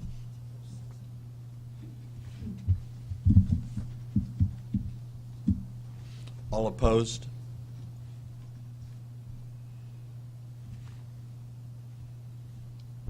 And whomever was taking data, what is the count? It's 6, 2, and 1 abstention. I'm sorry. 6 in favor. 6 to 2. So 2 nay, and then 1 abstention. Okay. So as I understand the data, motion carries that we accept the guidelines as proposed and that they go forward through the process. Am I reflecting the Yes, data sir. accurately? Absolutely. Okay. Thank you. Mr. Chairman, thank you. That was a great, great discussion, and I'm not just saying this, but having the dialogue back and forth on it was important. Having the conversation from the public members engaged in this element was important, and it just talks about the value and how effective the advisory board composition is. It was a great, great conversation. I know Trevor was worried about the wills and the mays and how much he's going to have to type, but no, I appreciate it. Trevor, you did a great job, but that was a great, great dialogue. We'd really like to see what it would have looked like, though, Trevor. After the break that we will be taking imminently. But thank you. And again, I want to express my appreciation to the board for thoughtful consideration. I agree. That's what we are supposed to do. That is our function. That's why we get those salaries that we so greatly appreciate. Right? No. We get paid in things. I think we should take a break. It is now 10:54, 15 minutes before we wade into the next item on the agenda. And Trevor, relax. Mr. Chairman, there is a blue Honda CRV whose lights are on. So if that's anybody in the room, we just received something from management for the building. Thank you.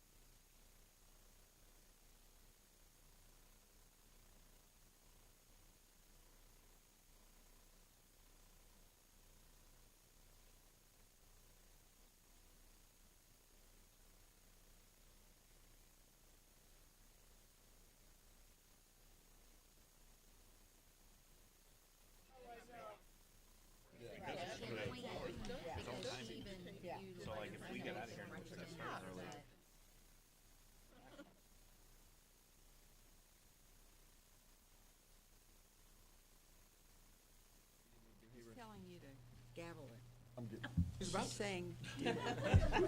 I was going That's gonna break.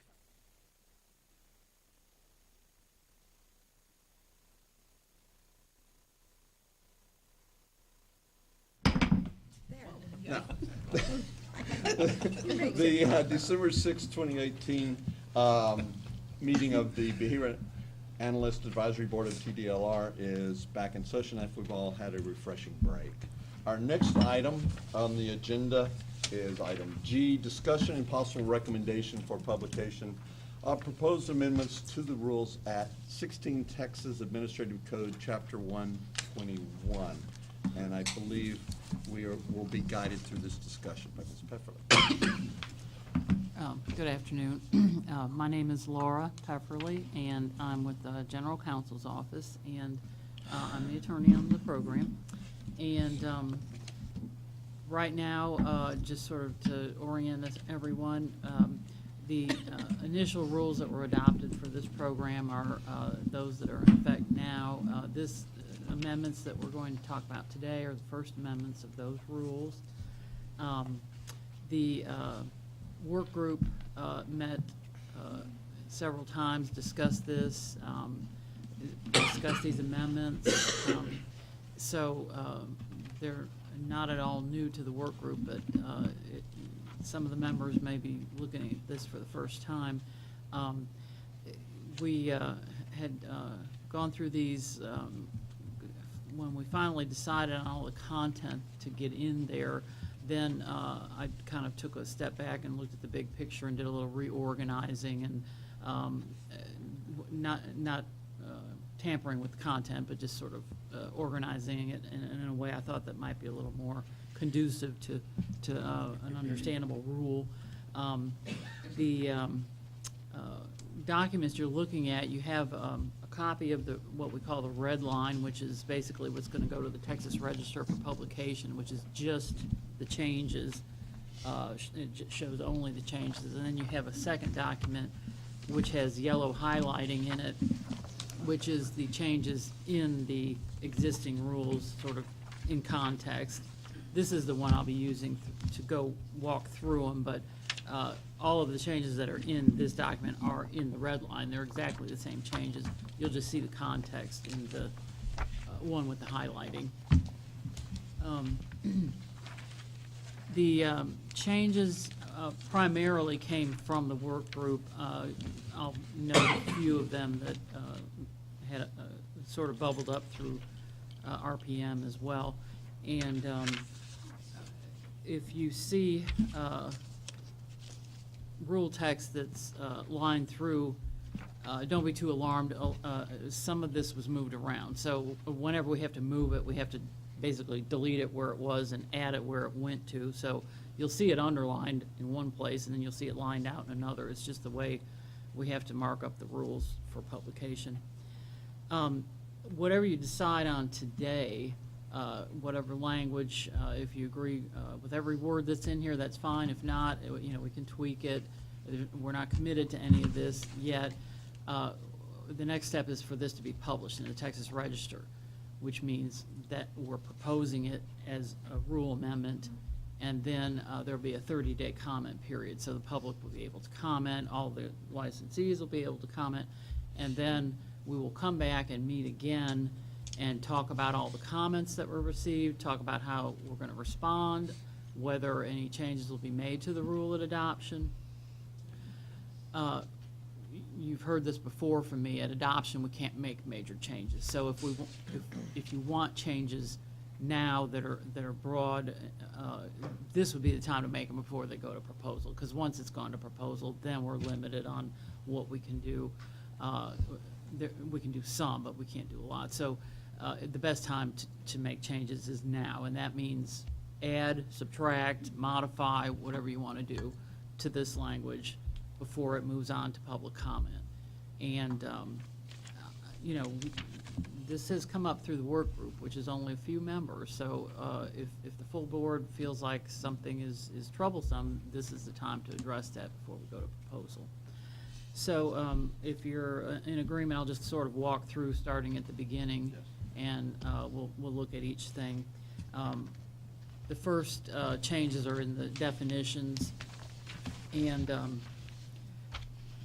we're adding an authorized representative definition, adding substantially to the definition of a client, and adding a definition for multiple relationship. Authorized representative, a person or entity that is authorized to represent the interests of the client and to perform functions including making decisions about behavior analysis services. A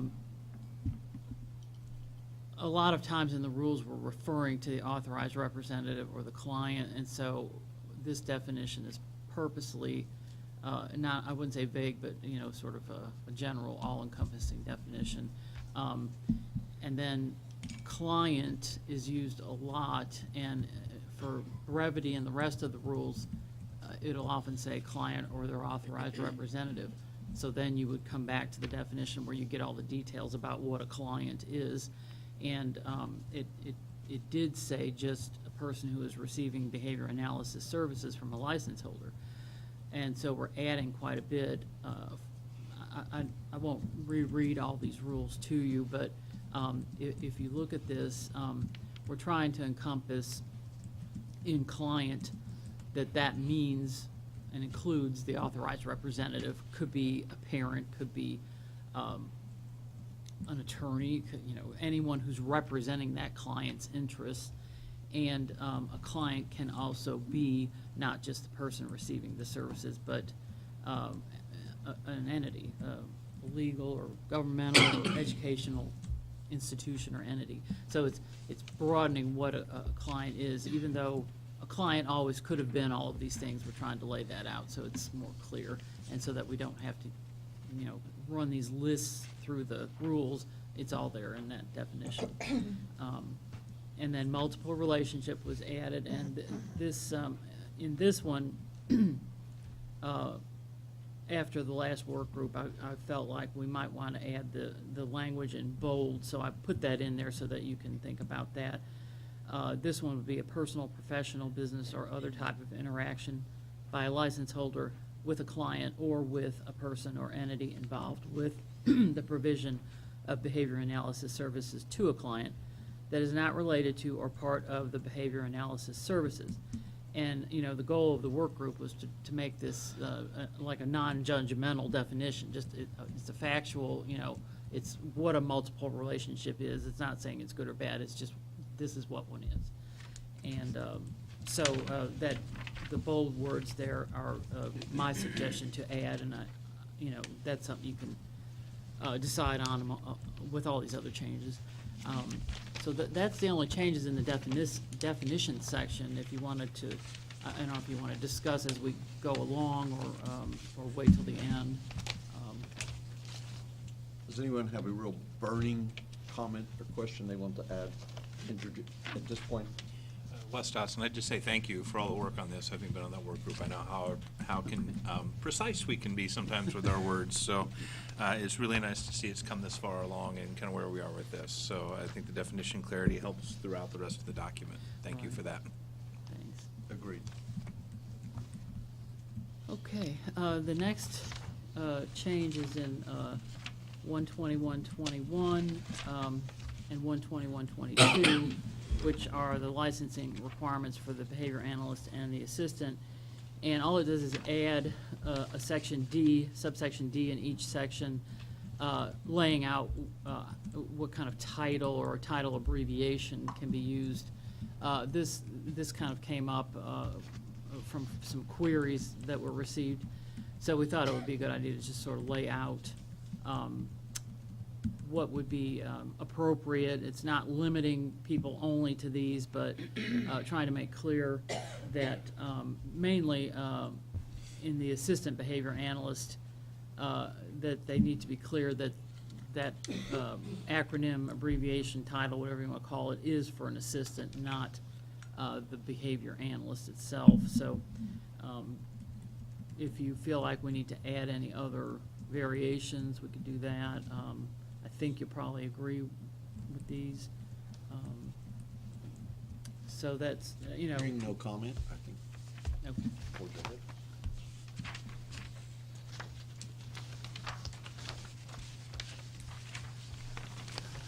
And now to the good stuff. That was the easy part. Yeah. I guess the big picture, we've modified the responsibilities of license holders and the ethics requirements for license holders.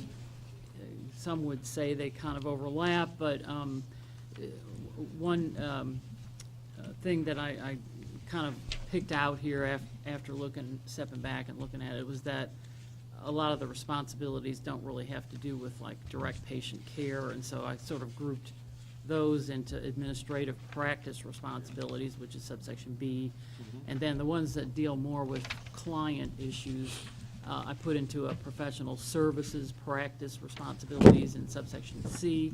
If you don't like that, we can reorganize, and go back to putting it all in one section, or whatever you want to do. If you want to look at it this way, and then, that's something that it's really, form over substance. It's just an organizational thing. Let's proceed as you presented Okay. here. And then Yeah, we'll just walk through. So in subsection B, it's adding administrative practice responsibilities in the title in that section, keeping in mind that the titles of sections are not law, they're just instructive or informative. So, if somebody says, hey, it's not an administrative, well, so what? It's not, a rule, it's just a heading. It doesn't have legal effect. So, and nothing in that one changed in 1 through 7. Those are all exactly the way they were, way they are in the current rules. 8 is, looks like it's been removed, but it's actually been moved to the subsection C. And so they're renumbered from that point. And then the new parts are starting with 11. And this is not all new. It's just sort of condensing. We had a few scattered requirements about displaying and posting licenses. So we're just adding the underlined text. It's staying the same for the most part, but we're adding the current original license certificate as issued by the department. And this is, the whole gist of this requirement is to allow the posting wherever your office may be. So I think that one's fairly uncontroversial. And then the next one is as well, just you need to carry a duplicate or the license card, or if you present it on your phone, you'd want to have the exact, image of that original license or card to present. Just not wanting to have any misunderstandings about, the license, that's the original license or a true copy of it. And 13 is allowing for electronic signing, signatures. There may be certain documents where you can't let a person sign electronically, but mostly that's the way the law is going, so this is just allowing for that. You do need to comply if there's any particular board requirement that something be an original signature and not electronic, you need to comply with that. So that sort of concludes that administrative kind of responsibilities part. That's section B. So then we move to section C, which would be the professional services practice responsibilities. And this sort of ties in with some of the board requirements, because the board does require a written agreement with a client and that, but this is adding a lot more specifics and particular requirements about dealings with clients. And in 2, I did recommend adding the word contains instead of includes, and that's really just sort of a grammatical change, not a content change, really. This gives a list, starting with 3, of what you'd want in a written agreement. And I understand there may not be, consensus among the behavior analyst community about what needs to be in that agreement, but the work group felt like this was minimums that you would want in that written agreement. And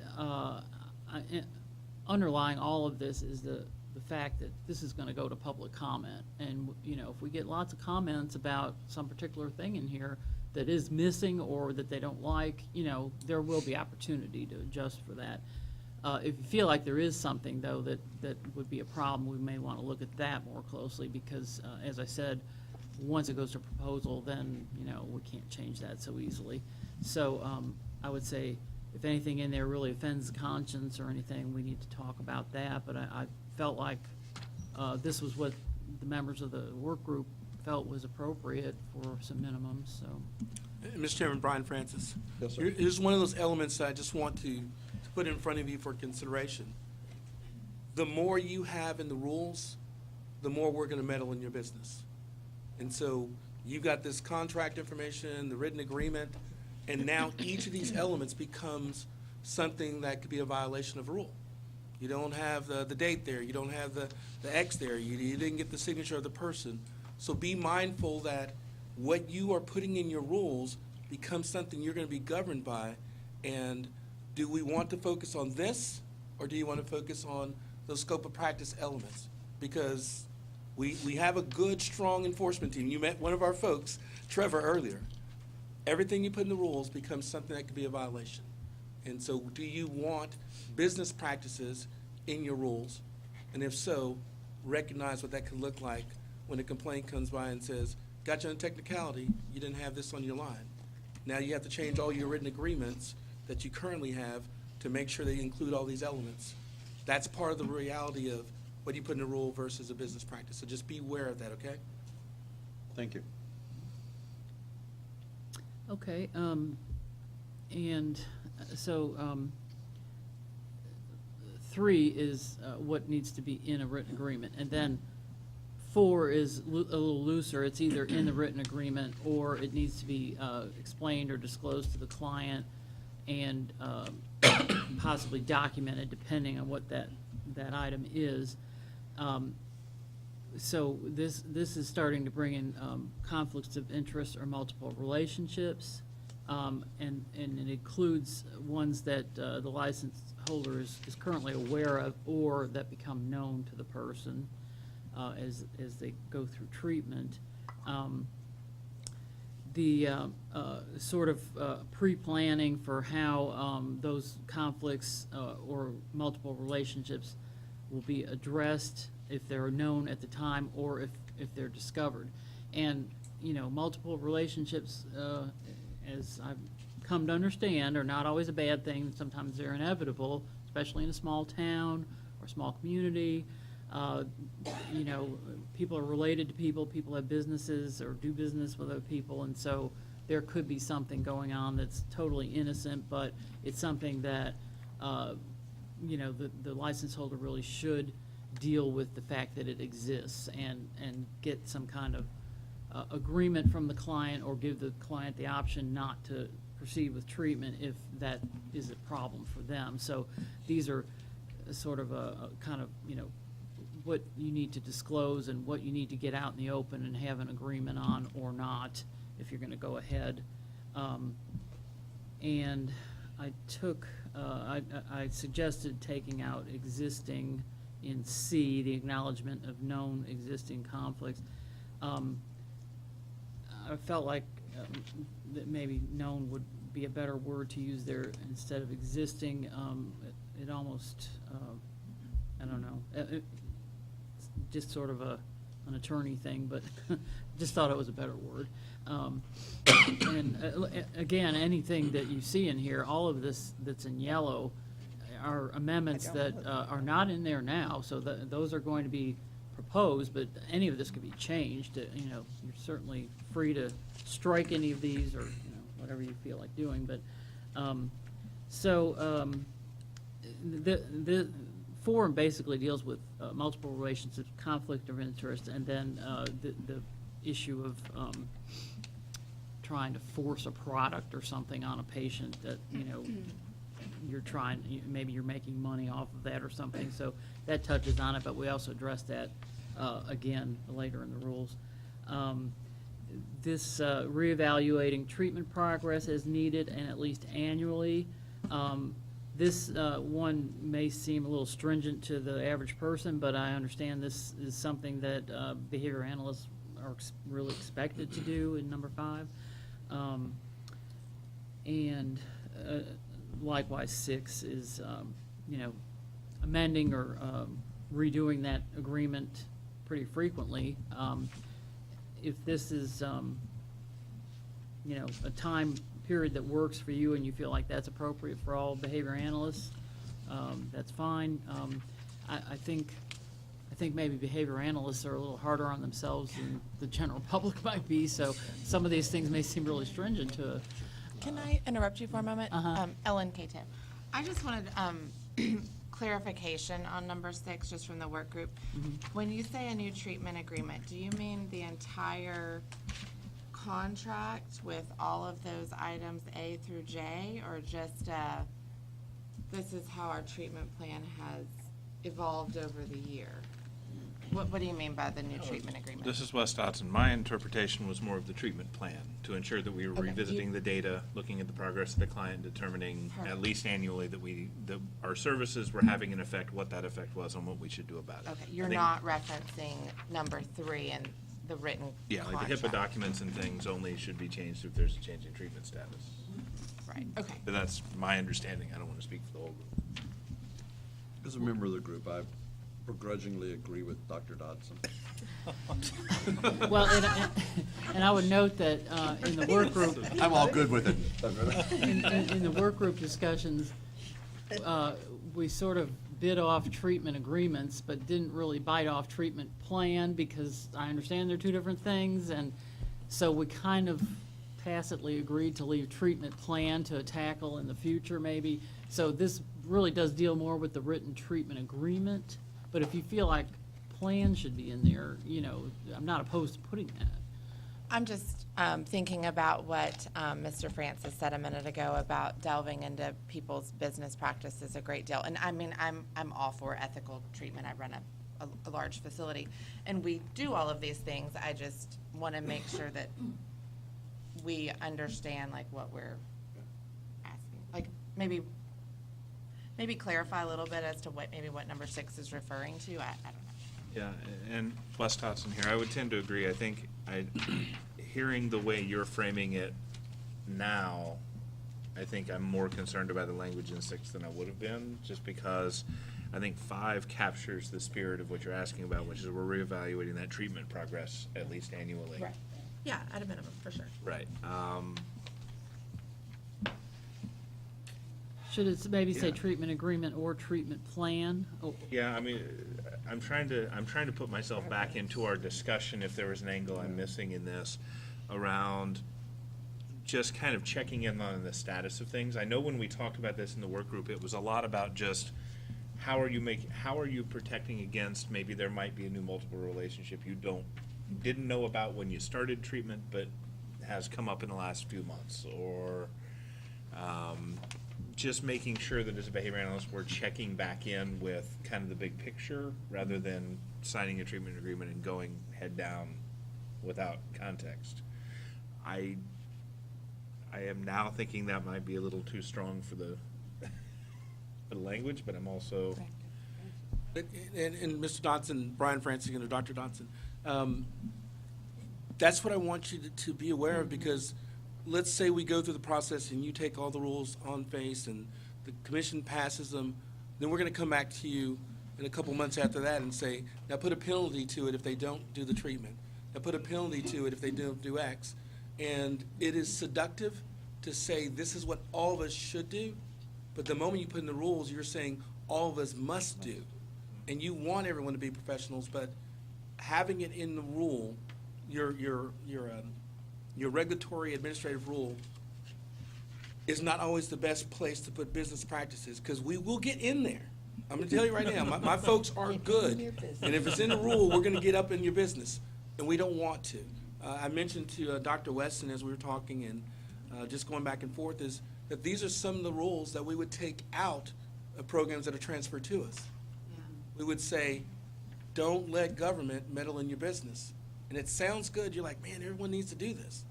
Well, now you're saying everyone has to do it, and we're going to hold them to the line on it. So I just want y'all to be mindful of that, and this group is so deliberative. I'm just enjoying watching y'all think. You know, because you got the neon stitches going across your face. I can see it. I can see little thought bubbles over your head.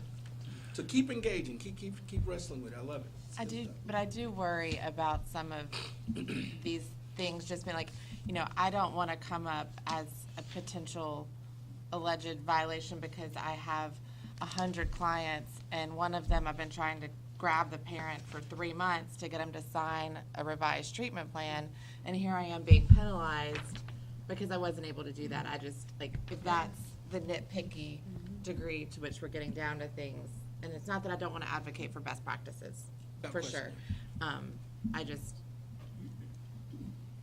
That could get really nitpicky. Brian Francis speaking. There are things that the association's going to advocate for with the Code of Ethics that drives the best practices, and there are things that you want in your regulatory world, and they're not always the same thing.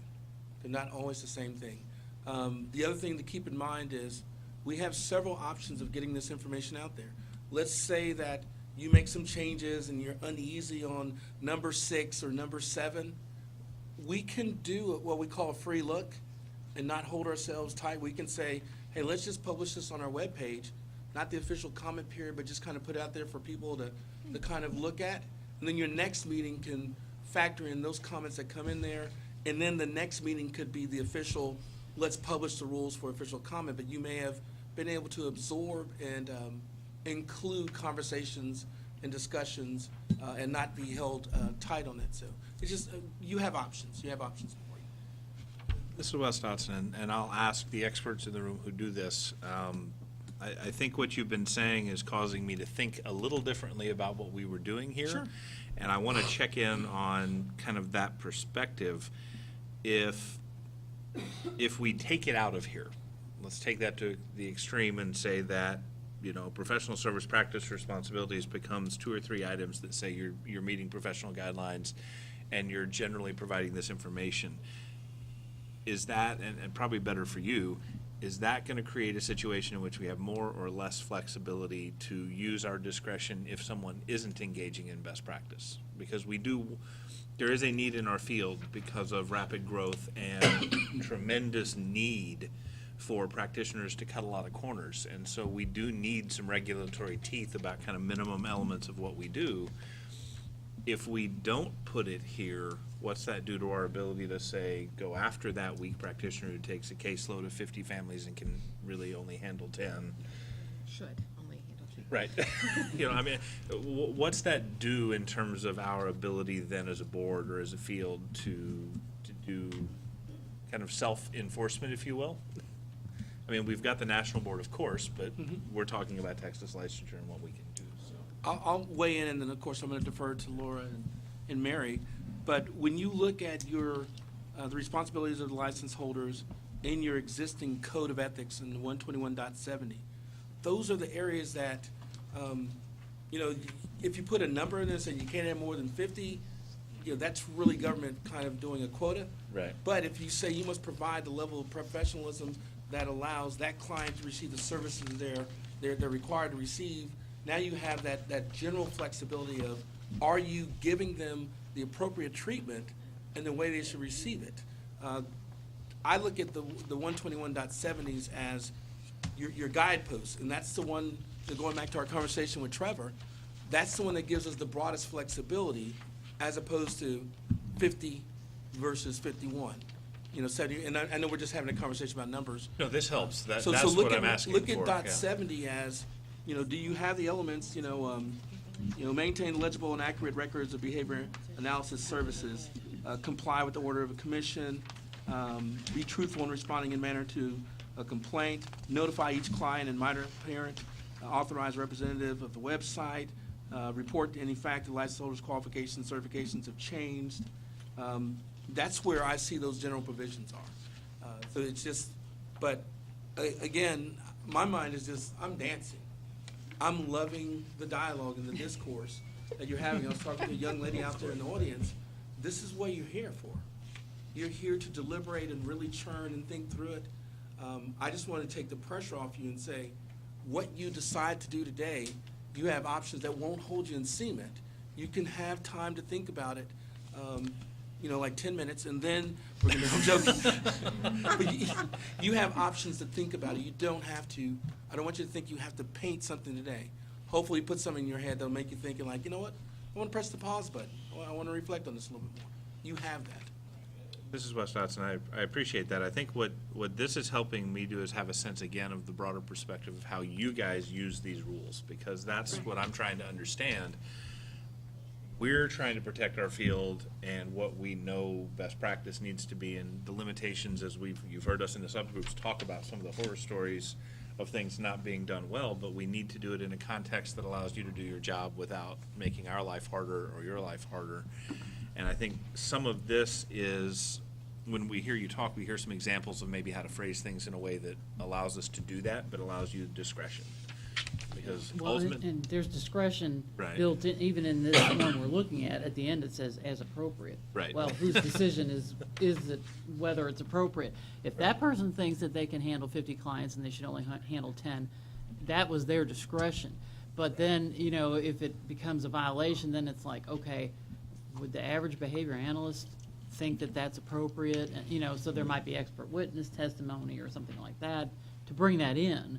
But, they are softened up somewhat with terms like that, where it sort of throws the ball into the court of the behavior analyst to decide when it's appropriate to amend that agreement or when it's appropriate to recreate a treatment plan, Right, and to give broader context to the audience about some of, this seems really specific, but this is actually less intensive than some of the HIPAA requirements. Than Sure. Some of the board requirements, like we're not actually, there are other regulations we're working under that require this as well. If my clients are billing insurance and the insurance company requires certain levels of documentation, we're not going beyond what is the common requirements in the field. It's good.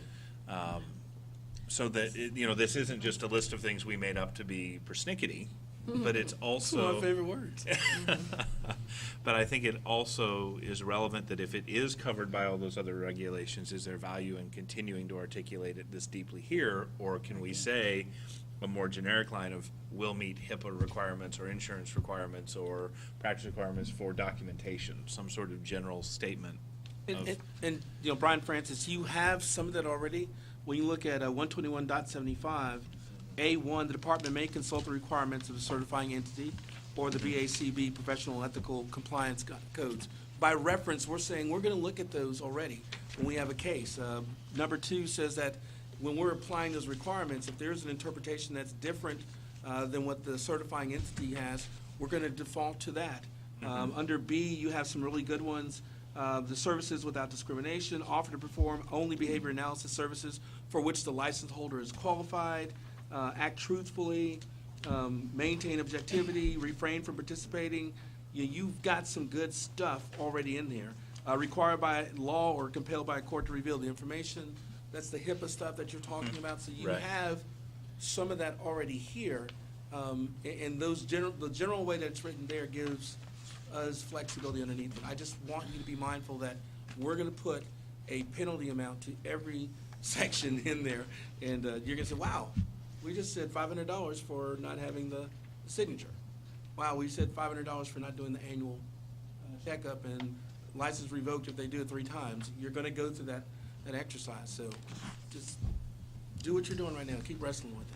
It's good. So looking at 121.75, then number 3, talking about offering to perform only those services for which the license holder is qualified within the scope of practice, competence, I think that gets to some of the caseload size examples we've talked about and things.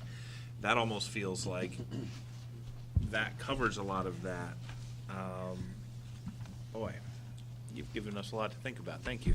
Well, another factor is also, you said there are other, requirements out there from the board, from HIPAA. You have to consider if a person violated those, how likely would enforcement be? Because we don't enforce HIPAA, we don't enforce the board. This would allow us to enforce something, whether they do or not, and how often or how seriously they take those things and pursue them is, you may know that better than I do, but, this is allowing the state to proceed with these rules against someone. independent of anyone else. Lori Snyder, how does this apply in the school setting, in the educational setting? I mean, is it a deterrent for districts to continue to hire behavior analysis? I mean, how do they monitor, you know, I don't know how they do it for like SLPs. I'm sure they have some similar things, but I mean, they wouldn't provide that to the client, the child themselves, the student. They would, does this imply that within here? Not necessarily. That's why we changed the language of the word client to include districts and business entities that we might be working with. I think now that I'm thinking, though, I'm the mud putter in of the water today. I get bad grammar there. Putting mud in the water. Water muddier. That's right. What I'm thinking now is, like, you know, when we're doing compliance work at the university and there's required paperwork, there will be mistakes. There is no perfect. But no one's going to fine me $500 for not having my paperwork right if I've missed a checkbox or something, as long as I've done the spirit of the work and we're just remediating and auditing. So I suppose my question for general counsel is, if we get this specific and it becomes something that then becomes a regulatory thing, are we going to be using your resources in a way that's not really the spirit of our resources? In other words, like, if some of these are things that would just be hey, fix that. You know, like, yes, audit yourself and then fix it if you made the mistake, versus we need to call this a disciplinary matter with a fine, versus a clerical or records error where we would say, as long as we're seeing it addressed, honest mistakes happen in the business. And Mary Winston, TDLR, is there harm? So is Right. this endangering the safety? And these are questions that you guys will answer. Is there harm in this, oopsie, correct that, it's handled at this level? Does the board feel that it rises to the level that it should be penalized here in the licensing authority? I think there are some of the things on this list that I would say yes. I think there are others that, now that I'm thinking of it in that way, like, you know, Or whether. when it's not an when it's not an isolated event. I mean, our problem is like when patterns erupt. I mean, like, I think a lot of people on this board are very involved in really advocating for quality services in the state of Texas, and I think that that's where a lot of this comes out of. But, you know, the people that we're concerned about practicing aren't the people that are missing one signature. They're the people that are missing the entire contract. Right. You know, so Yep. it's more of like an egregious thing than like an isolated event. So I don't know how you capture that, because I definitely don't know that getting rid of the whole practice section is what we want to do. But how do we make it so that it's, I don't know. Yeah, well, this is Gordon Borland. I agree that Wes and Ellen, that this, I'm looking at this from a somewhat different perspective. But on the other hand, and I think as Ellen was saying, we want to make sure that people, our concern is the people that don't do anything, not that fail to check a box or two. And so if we say, if that be our concern, then that means we probably would be compelled to say, okay, you got to be sure you do have a treatment agreement. Now, having said that, then we have to specify, I think we have to specify what are the minimum elements of that. And that's where this came from. And that's where this comes from. Yeah. And it does, under, on page 10, item C3 says include in any written agreement to provide services at minimum, okay? So if we're going to say there must be an agreement, then we have to say, well, what's the minimum content of that? Now, I think perhaps up for discussion are all these items necessary to be in there? Well, I would like, if Yes, I could please. add, I would say no, because for some of the things like the payment arrangements and so on and so forth, depending on. It's not applicable in a lot of settings. Okay. If it's the services that are provided in the context of another setting, there may be another agreement that supersedes this about, you know, the organization has a cancellation policy. It's not specific to the behavior analyst, you know, if it's in a hospital or a healthcare setting, for example.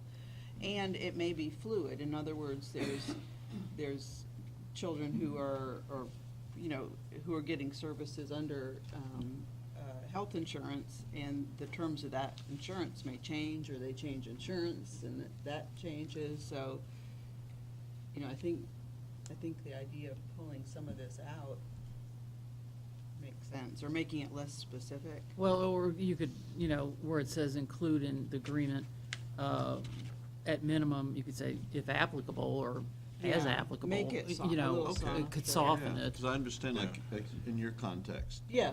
I mean, that, The- I can see how this Yeah, is. the hospital Right. consultate, you know, that, there's consents and stuff like that that are Yeah. at it's not at the individual provider's level. And this is West Austin, I agree with that, especially now that I'm hearing that angle as well. I think the spirit of it, as Ellen said, is to hit those patterns of, like, if somebody doesn't even have a treatment agreement, that is something we need to be able to enforce. That's a tremendous potential for harm for our clients. But if, you know, I'm imagining and experience in special ed and due process, I'd hate behavior analysts to get sued and lose on a technicality because the signature wasn't there, or something that creates something where. It's not at the Cancellation level policy. to- Right, yeah, that it, you know. Specifies the same level of concern. Or that, yeah, I mean, like, my tech lawyers came back and changed my cancellation policy on me, and I forgot to give the parents a new copy, but it didn't fundamentally impact any aspect of services, and yet that becomes a violation. Or a school district sees the details within this, and it's a deterrent to hire behavior analysts to give Right. oversight to teachers for functional behavior assessments, or you know, details for a behavior intervention plan, because it's not even a full treatment plan for that child, or it's, you know. Right. It's just To do the an point. assessment. Right. Yeah. Where it's a Mary Winston, consultation TDLR. to it. And the question is, are some of these, because now we're talking about different aspects of this section, best practices versus requirements to be in your rules? I mean, just a thought. What is the requirement for the health and safety of the client, for you guys to maintain the best service?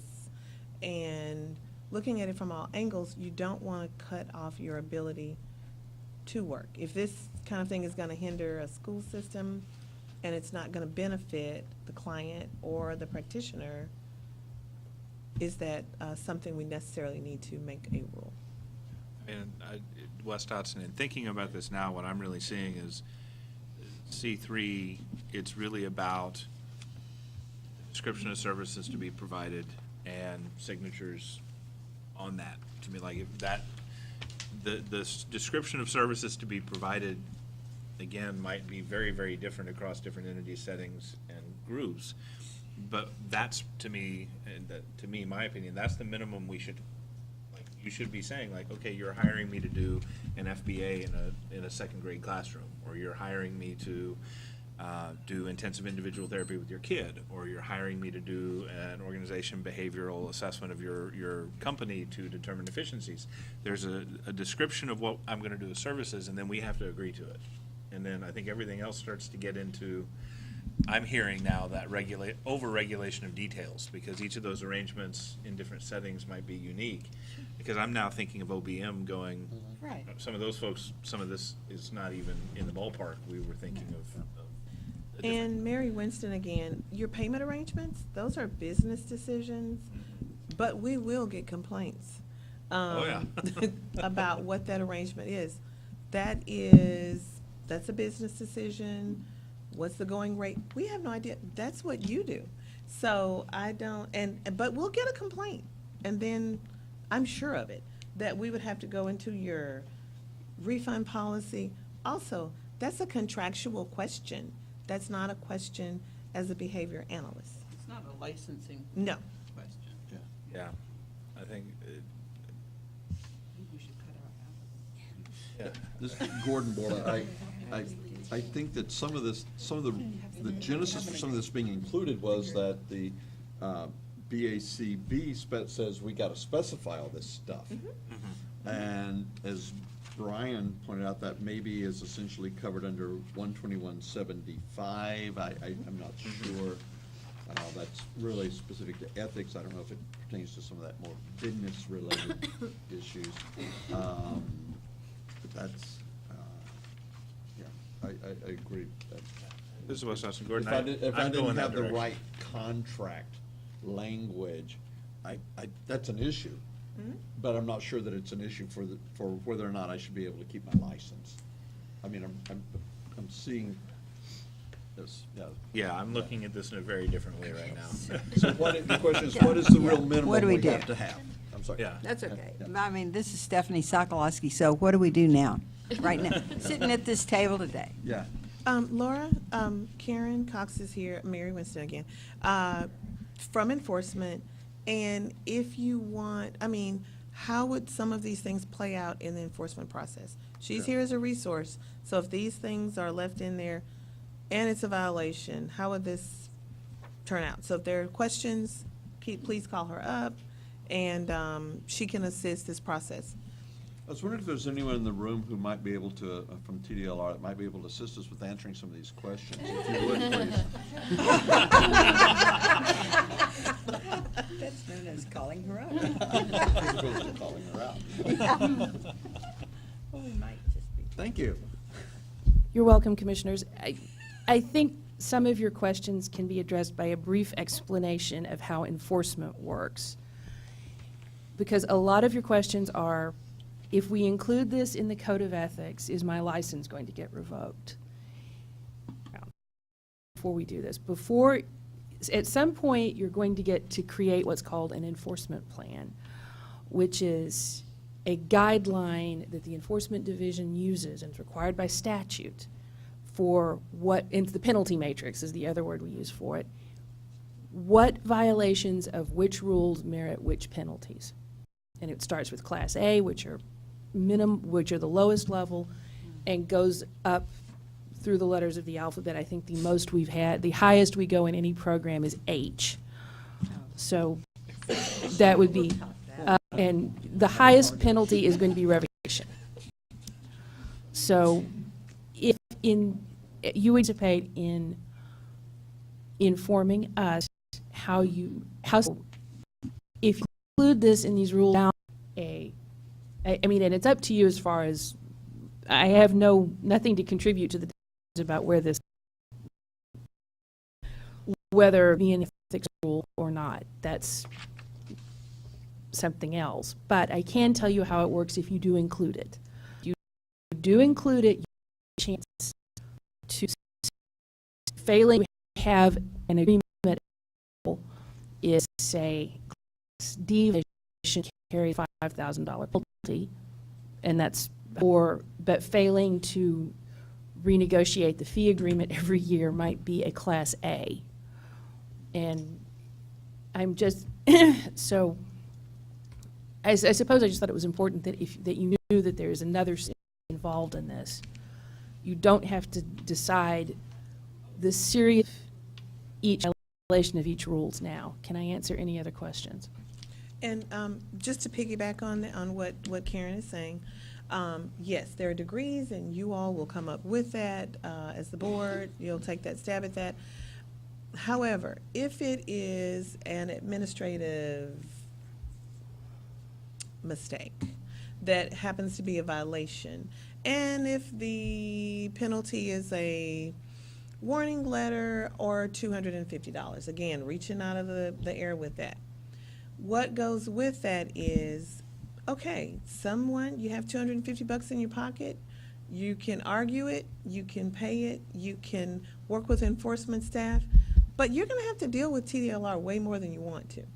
So, and you're going to have to get deadlines and hit them and not miss weapons. Karen, if you fail to respond to this. If you get a letter from us and don't respond to us, then you go to a default. It depends on the kind of letter. That's the next. What will happen in a violation of the rules case? You heard Trevor talk about applications and criminal background checks. That's at the beginning. The first application or at renewal applications when we do a criminal background check. If we get a complaint, and enforcement is complaint driven, the behavior analysts do not a component that involves inspections. So the complaints in your program would come from consumers or insurance companies or somebody in the public. And to our intake section. Intake, think of it as the wide end of a big funnel. Everything goes in there. There is broad filter at that point where we decide whether we have jurisdiction or not. And that would be if someone sends in a complaint against medical doctors. We don't regulate medical doctors. Is this about, and this is the wildest hypothetical I can come up with, but is it about the color of your office? We wouldn't probably handle that. But is there a rule that involves parts that we don't regulate at all? First of all, are there enough facts to prove a violation? Do we have enough? The asserted violation is the assertion by the complainant supported by the fact case. I mean, hypothetically, we can get someone where it looks like they were if it comes all the way through and the complaint is basically just, I didn't like the results, but there's nothing that shows that showing that the behavior analyst actually did or failed to do something that violated the rules, the lawyer's going to close that case. And we're required, when we close it, to write a small note and keep that in the file about why we closed it. If it's the next step where it might be a violation, but we don't think either there's enough evidence to go all the way to SOA and win, or a less serious violation letter, and the case is closed.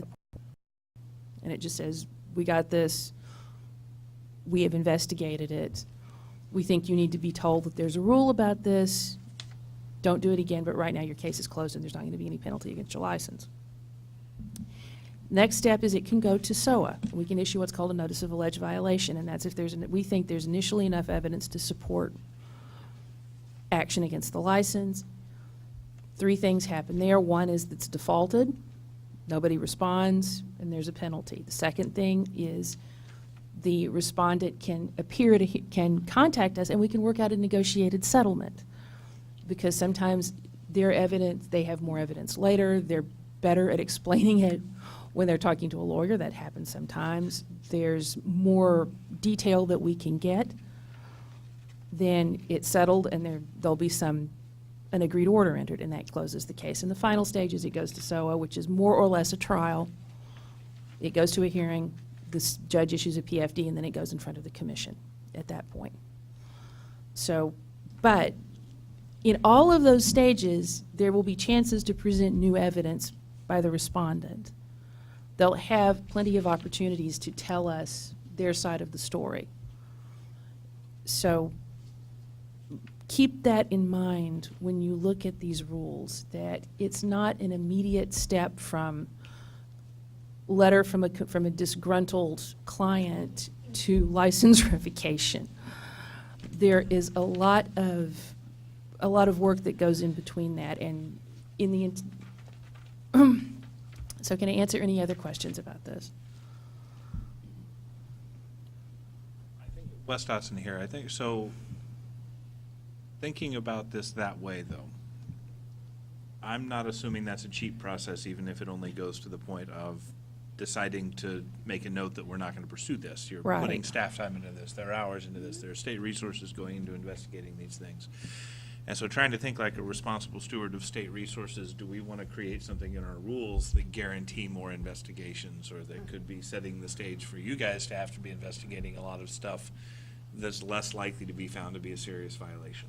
I'm trying to think efficiently of, like, I can put a lot of things in the rules that could make you do 20 investigations, but if 19 of those 20 are likely to be those small little paperwork things that lead to a $500 fine, but you've spent $5,000 in state resources to issue that fine, are we really approaching this in a way that's going to both help the field or protect the field and our clients and the state? I'm not sure. So this is Stephanie Sokolowski. From the other perspective, let's say the perspective of the licensed behavior analyst, let's say I get a complaint filed against me. I pay an attorney. It could be my work's on hold for a while. I don't know how long that'll take. You said average 142 days. There are other factors. I know I don't have to pay an attorney. That's just me. The other thing you need to know is that your work wouldn't be put on hold during while the hearing is and the case is pending. Okay. That nothing happens to your license until that final order stage. Okay. So there's an agreed order, a default order or a commission order, but until the date of that final order, your license would be considered in effect. Yes, There Mary are Winston, you just have an open complaint. You would have an open complaint. But yeah, at So that it point, you doesn't, can does, still what does that look like when somebody looks me up and looks up my license? Does it say open complaint not just on the in- website?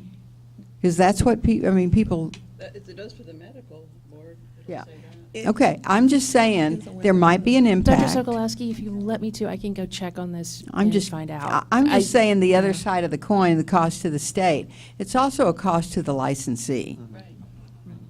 Yeah, No matter how disgruntled and ridiculous the complaint is. Well, and I don't see that as opposite things. I think they're very related.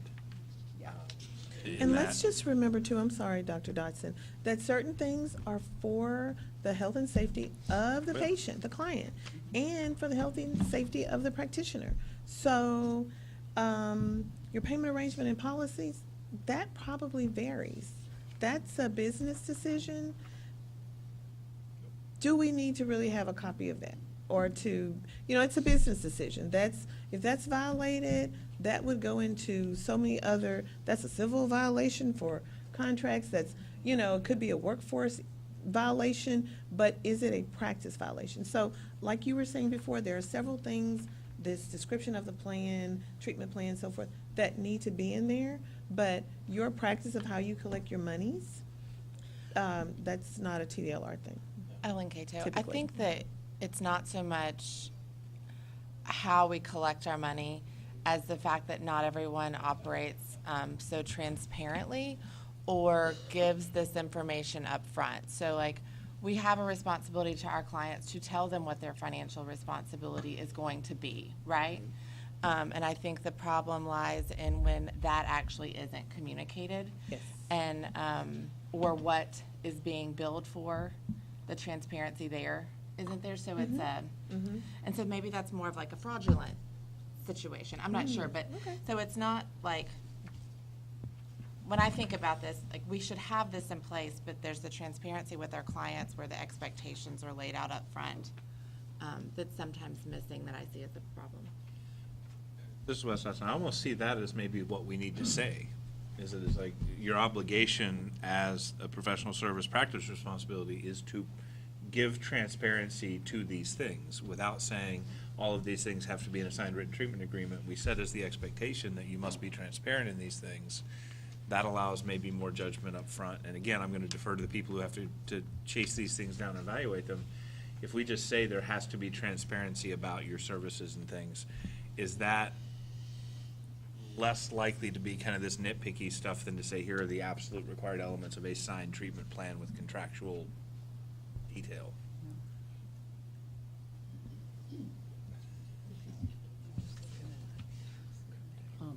You told us to debate more. He's gone. He's gone. He got the ball rolling and roll out. One thing to keep in mind is that the rules serve more than one purpose. They're not just to enforce, they're also a deterrent. Yeah. They're also informative. Like, if someone reads this who's going into the field and they say, oh geez, I've gotta make these contracts, and they have to include certain things I wasn't thinking about. There's sort of a deterrent effect, by planting the seed, this is what you need to have, so then you don't have the violation on the other end. Now, you can accomplish that in other ways besides rules. You could put an FAQ, what should I include in my written agreement? Or what should be in a written agreement, whether it's my contract or not, and list all those things. You can't enforce them, but it's out there, they But can is our see goal it. to make sure that there's something there? Could A through J be removed and just left with there is a written agreement? Does that That's make kind of the sense? direction I'm going. I think. don't know. I mean, because I would want to make sure that something is in place, but I don't think it's my job to necessarily regulate what everybody, and I think that our certification board and our professional organizations have provided us guidance on what should be included. Well, and you'll have to think also of I always go to the school, Yeah, Laurie that's- Snyder, to the school perspective of if you're a parent and you're hoping to get behavior animal services through the school to some degree, but then you're not provided this, but you're a parent and you read this, and you feel that you were left out of the loop, would this be a way for you, and then would this be a way for you to make a complaint on something because you also were not provided a copy of it? And then at that point, does it become a deterrent for schools not to hire behavior analysts? We don't want that. I mean, we absolutely already struggle in that regard as it is. You want parents to get the documentation that they should. You want to protect their rights and the child, but at the same point, you know, I know we have some terminology that client can be the school, but then how would it be interpreted in that situation? From a parent perspective, getting behavior analysis services through a third, not directly, like they're not contracting it out, but their child is getting it. Or they're getting it at a hospital or behavior health service program. Do you have similar rules for the, I think you have speech, we license speech therapy at TDL? I mean, that, Yeah, it might be helpful to see, you know, compare and contrast. Right. Yeah, I'm not sure what they have in them, and Katie's not here. I think Katie's familiar with those, but I'm not sure that they have a list of what it needs to be in a written agreement. I'm not sure if they have that. For your purposes here, if you feel like for this set of amendments, you want to back off from having this list and just say, maybe change 3 to say, create a written agreement for services and leave it at that and not list all what it has to contain. Maybe put that in an FAQ or something, or think of another way to do it. The other alternative is, you know, propose the rule as written or drop a few and propose it, see what kind of comments you get. You can always pull out certain ones. If you feel like some of them are like really, you know, you really do want that in any written agreement. As Mr. Dodson said, you know, and you've conveyed, they may be in other agreements. They may not have to be in that particular agreement. And so, you know, we can soften it or back off from listing. And I know there are other, you know, like the board requires certain things, HIPAA, you know, the contract law, basically. So there are other requirements out there, not just this. And so I guess, I mean, you know your field better than me, and there are a lot of iterations of how this happens, obviously. So if you're agreed that there is at minimum a requirement to have a written agreement, which the board does require that anyway, this is not going to add a requirement that they aren't already subject to, since they do have to have a written agreement, and nothing is specified as to what has to be in it, as far as I know, by the board. So you wouldn't be adding to that. You know, there was a lot of concern in the work group with worst-case scenarios and being upfront with the client. But if it's just not workable to have every written agreement have all of this in it, you know, it can be softened up. Like I said, we could, you know, say, include these things if they're applicable, you know, to that situation or as appropriate. It's just, the looser you make it, then the harder it is to enforce it, and you have to use judgment and discretion on, well, what was appropriate for that one, and so. And this is Wes Dotson. As someone who was pushing for an even more detailed list, I'm reevaluating that. I will take the responsibility for some of this. Because again, I was looking at it through a different lens. And hearing this now, I think, so I will just kind of throw something out there as a hypothetical to propose.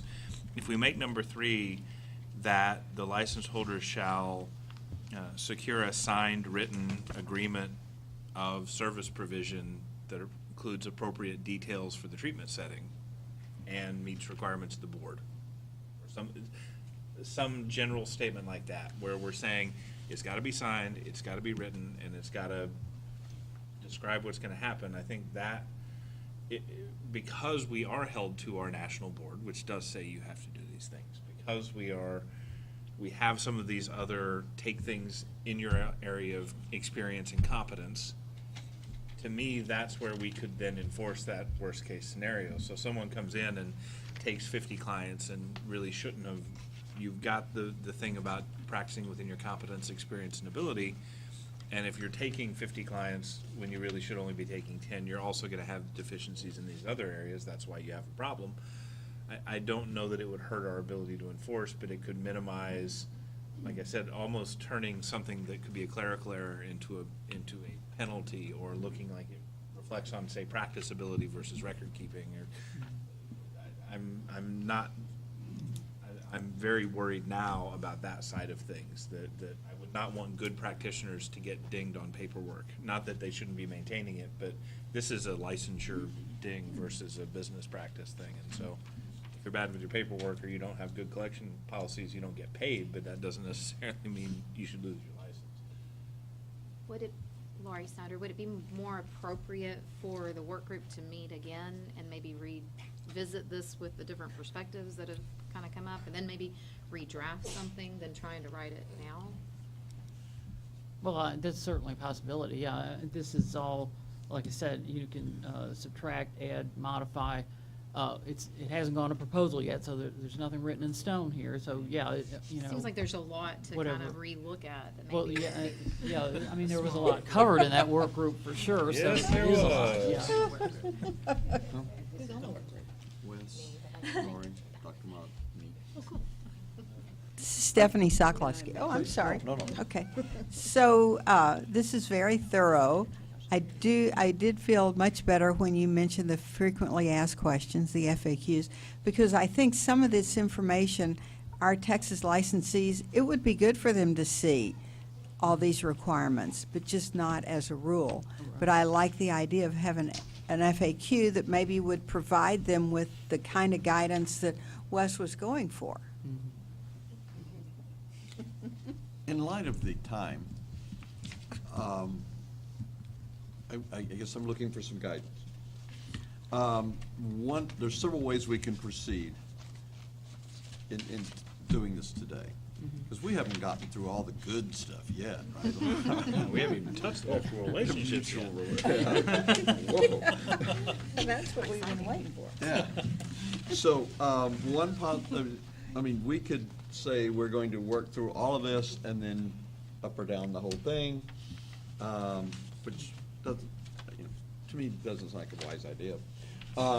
Another approach could be is that we could identify sections that we are clearly good to go with, and just to make sure that we, however, don't inadvertently lop out something that really needs to be there, albeit in the original version imprecise. We could do that, and then we could go back and talk about how we might want to alter 12570C3 and 4, because if you alter 3, you've probably got to alter 4, I think. Okay, and maybe even 5.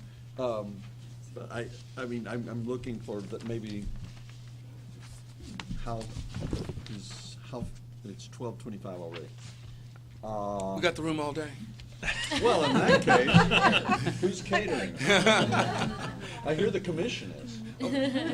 No? Oh. Well, then we better figure out what we're going to do. Mr. Chairman, you do have options, and I've been listening to the conversation. I was like on the outside listening and eating, if that makes anyone feel uncomfortable. Hey. Yeah, I know. I did that. I just did that and dropped it in the room. Did you bring enough for everyone? Is this a loaves and fishes still? Loaves of fishes. I was born on Christmas, so hey, watch out. So you have the options, and you could take it back to the work group. They can wrestle on it some more. You could do the free look. I don't want to put myself in your shoes, but I think going back to the work group now with a little bit kind of different angles and different thoughts, we are not in a rush for this. We're not in a rush, and so we don't have to, we don't have to cook it fast. We can take our time and really look at it. One of the thoughts I had as I was eating and just going back for seconds. That is so not nice. One of the thoughts I had was that maybe we can just take a gander at the at some of the provisions in the social work statute, or not the statute, but in the rules, and in the family marriage therapist rules. I've got a feeling that they're probably going to be a little bit more prescriptive than what we want, because they probably start off with, oh, we got to have everything in there.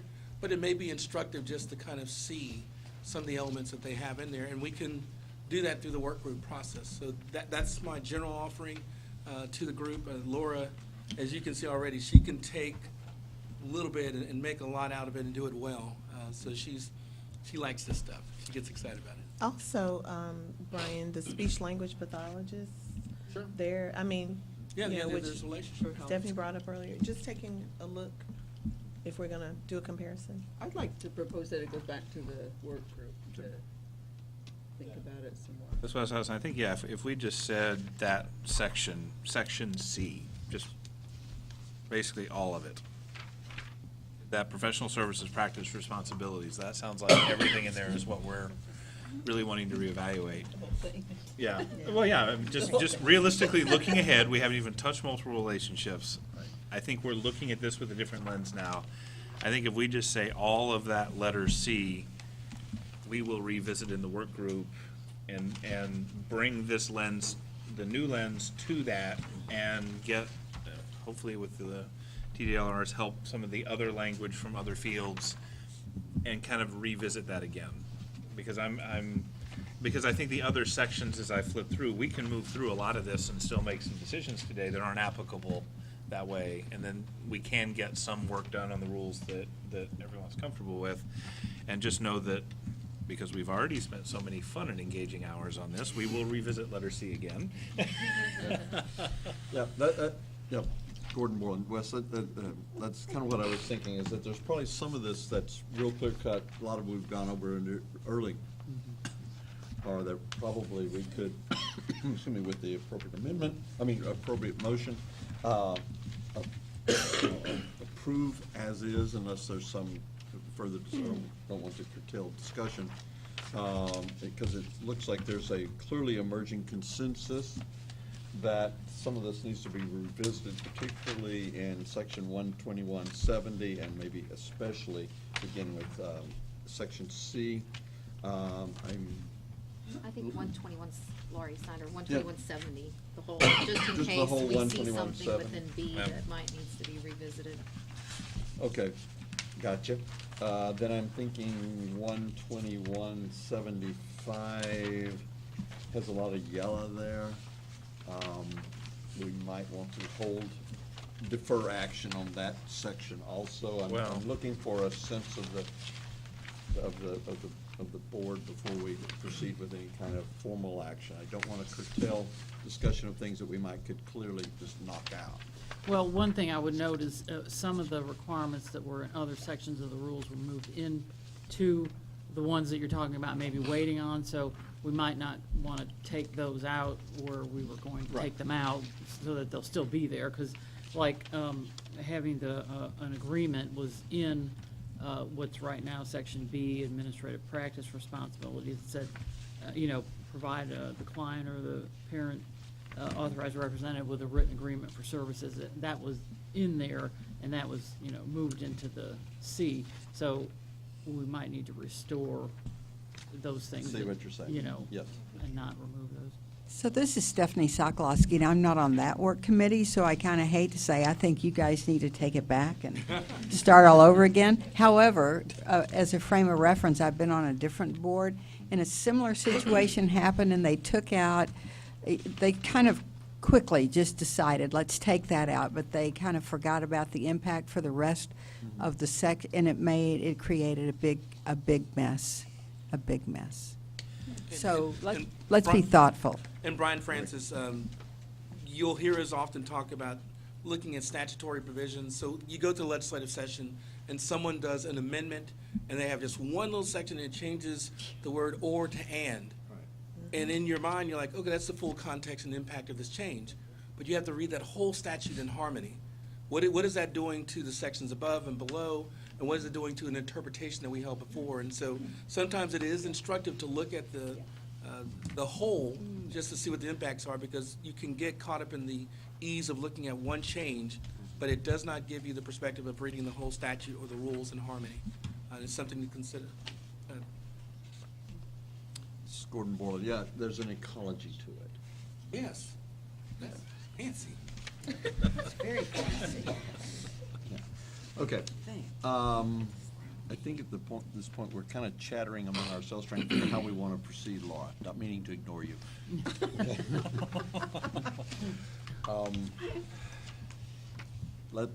Because I'm pretty sure, and I'm pretty sure that when we wade into section 12175, items 12 and following, there will be much discussion, and we have a lot of the same notions about what is good practice and what should be something that you could lose your license or be penalized for. I think some of those, maybe that's pretty clear cut, but I don't want to assume that, because I think we do want to be very thoughtful and very careful, as Dr. Sokolowski has counseled us. So, I'd like to make a motion that we take it back to the work group for further refinement. for clarification, in all the proposed changes, even, let me just make sure I'm understanding, even section 12110 with the definitions, those seem to be pretty non-controversial. I mean, if that's your motion, that's your motion. I just want to be clear on the motion.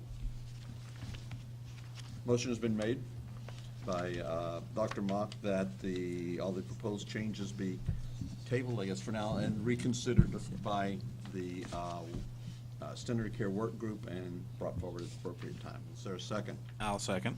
Dr. Watson has a second. The motion has been made and second. Any further discussion? Hearing none, call the question. All in favor of the motion, please so indicate by raising your hand and or saying aye or doing this. Oh, okay. Someone taking data? Okay. All opposed by similar sign? I believe the motion carries. Thank you. This has been a really instructive dialogue, I think. In terms It really of has. trying to get this right, and I think we recognize that some of our sibling professions maybe need to have a similar dialogue, and some perhaps have already had that, and we would like to profit from it. So. that And we being- did look at the social work and We did. marriage and family therapy. We did look at those rules, and I believe Katie looked at the audiology. Mhm. And so some of that has been done, but, we can take another look in the work group. Ultimately, the effect of this is just to put the proposed rules on hold. The existing rules are just going to stay the way they are, and so we'll just come back to another meeting in the future after the work group meets to look at what the work group comes up with and then consider to propose that or not. So this rulemaking will just basically end right here, or at least be on hold until we come to an agreement on what to propose. Board, yes, I think we're tracking with you. Thank you so much for working us through as far as we did, and for your and Katie's, and I think others, time spent and effort spent working with the work group to get us this far. And we'll enjoy continuing to work. Well, I know these things are near and dear to your hearts, so I know it's something that you don't want to drop. You definitely want to. Oh, we You won't. want to do it right, though, and workable, so that's fine. So I've got a question. This is Stephanie Sokolowski. When are we going to address telehealth? I mean, not today, but I'm just thinking. A couple of our programs It's- have some elements on that. Okay. And so we have had some high-level conversations of what is good for one group must be good for the other. Okay. We don't want to be caught in the situation with the lawsuit that was there with the medical board. We don't want to have the same type of elements hit us that hit the veterinary medical group as well. So we're going to be smart. I know audiology and speech-language pathology has specific statutory language that speaks about having joint rules dealing with telehealth, so we have some elements there. So we'll be able to build on that, and Laura will talk to her colleague, Wendy Pello, who's over those particular programs. But we are looking at more of a global conversation of it, and then obviously going to the boards about it. Yeah, it's something you may want to do a work group on to look at it and how it could work in your field. I don't know whether you want to start with a work group on that at the same time as you're doing these changes. You may want to sequence it to do telehealth after this. You could think about that when you assign work groups and do that sort of thing. This is Gordon Borland. I agree. I think we definitely need to look at those issues and profit from wherever. I also know that there is, separate from this group, a group in the profession in Texas who are looking at those issues, gathering resources and so on. Even as we speak, that might provide some resource for consideration here. So, but I agree, I think that's an issue that must be addressed. Because telehealth provision of ABA services is occurring in Texas. And there are those who want to. Sure. So, good question, thank you. Okay. All right. Next item on the agenda is item H, work group reports. And thank you again, Laura. Thank you. Many thanks. Work group reports, updates, discussion, possible recommendation of the standard of care work group. I'm not sure who's presenting that report. I think They you asked pretty me much to. see what we've been doing. Yeah, I think the results of their efforts were just discussed for the last 10 minutes. So, this is what I was talking. You saw me looking at my notes for what to say about the update, going, don't need to say that, don't need to say that. So, Wes is our designated spokesmodel. that's right. We did meet 3 times to create what we just decided to rework. We met on May 23rd, July 18th, and October 29th to look at topics including the definitions, the abbreviations to your titles, responsibilities and ethics, multiple relationships, and the treatment areas, and kind of all the surrounding domains of what it means to be an ethical practitioner. We wanted to make sure we were focused on who had the right to determine treatment and approve treatment. So that's why the representative mattered for clients who are minors or might be a school district or an institution or a hospital rather than an individual family. And we wanted to stay focused on the benefit to the client in terms of what we know some of the quality issues in our practice are, and to capture those in rules. And so you've heard that in the prior discussion and how that was originally articulated and how we're continuing to try to understand TDLR's role in that standard of our practice versus field or national organizations. So we've been working with staff here at TDLR to do that and to draft proposed rules, and now this last sentence makes even more sense. These will now be discussed in later agenda items. For little future time travel thing going on there. That's right, yeah. Great. Gordon Borland, any other observations or comments or questions regarding that other than beyond the obvious quantum leap reference? Any or questions from the other board or about the work group's activities? If not, thank you for that report, Wes. Well put. I think we are blazing ahead to item I.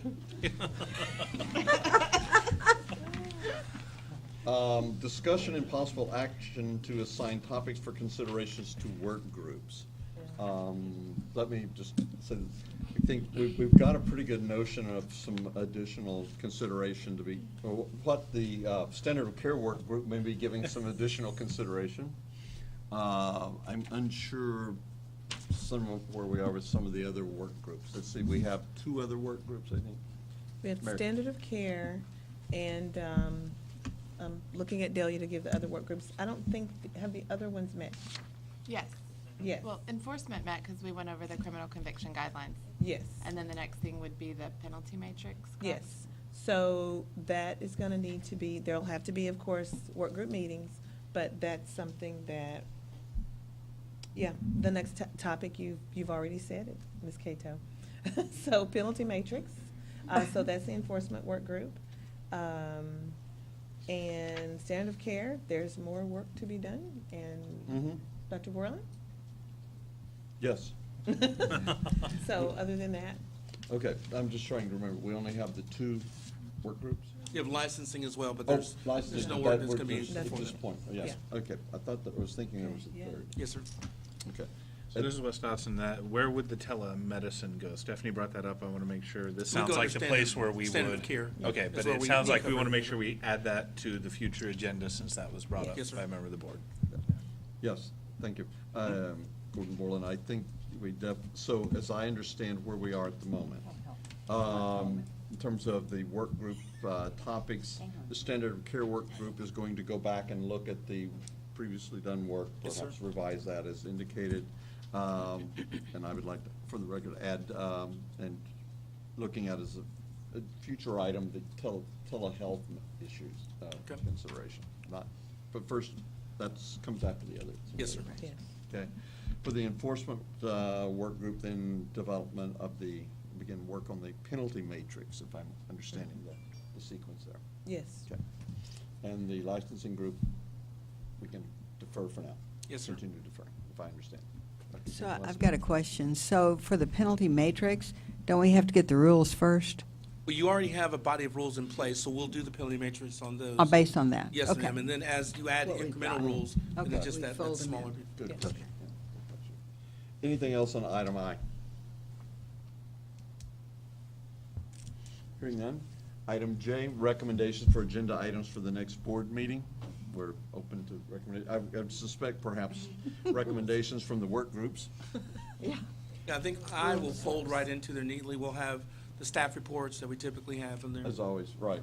And, Mr. Chairman, as we get closer to setting a date, we typically do not have advisory board meetings held during the legislative session, but we are going to do that so we can continue the work on the standard of care elements. Part of the reason is that everyone's really busy during that time. The other part is that we don't want to stumble into an area that we shouldn't. Our agency cannot lobby for any legislation. You can imagine that there may be a bill filed that just excites you that you do not like. And the temptation in the meeting will be, well, what are we going to do about that bill, Mr. Francis? And I'm going to say, don't say that. Because we don't lobby. And so we don't lobby. And I'll look in the camera and I'll give him my little charming smile. We don't lobby. And so we do that to avoid those elements. And then we typically have advisory board meetings picking up in earnest in July to give an overview of what happened in the session. And then we start working on the rules that came out of that session, if there are any. But we're going to hold a meeting when we get to that agenda item. We'll talk about a possible date, because we want to keep the work going on the standard of care stuff we just touched. Yeah. So this is Wes Dotson, and we would say an agenda item would be the discussion and possible recommendation for publication of proposed amendments to the rules. Following the reports, staff reports. Yes. Any other observations or comments, suggestions, recommendations? Okay, then we will make those notations. Item J, discussion of date, time, and location of the next meeting. Being a trained observer, I'm thinking probably sometime before this legislative session is scheduled to end. Yes, sir. Yes, sir. And I'm thinking probably in 2019. Hey, he's good. That's why he's in charge. Now, beyond that. Carnac is happening up here right in front of me. I know, we need a, I'm going to bring a silk scarf. Oh, would you? A big Yeah, one, yeah. a big one. So I'm not sure how much more beyond that we really can go, but looking for guidance here. We know that there may be there's a conference taking place in March 14th through the 17th, so we don't want to impact that. We you. are looking at maybe the 26th and 27th. We try to take in consideration spring break. The 26th is March the 26th, I'm sorry, is a Tuesday, and then the 27th is a Wednesday. Those are dates that the room is available if that's workable with folks' schedules, and we can flex. I'd rather flex going in that direction if we need to, as opposed to coming closer. It's good to me.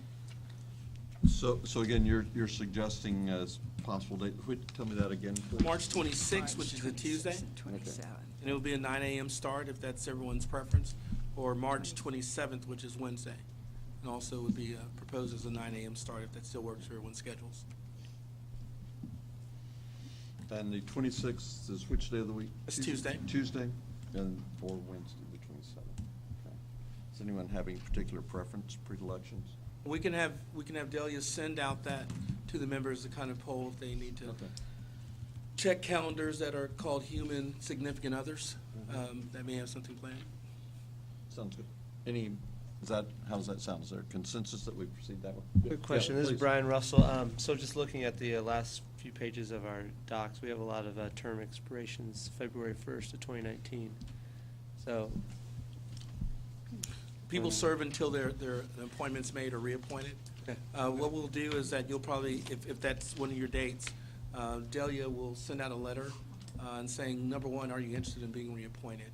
And that's something we factor in very important, very carefully, because we know the first 2 terms are 2 years, and we want to be mindful of that. So then we give that information to our chairman, and we say they were here, they were involved, they were engaged, and they want to be back. We factor that in. Other comments? Okay. Thank you. I think we're approaching item L. Before we move to that, I just want to make a couple of brief comments.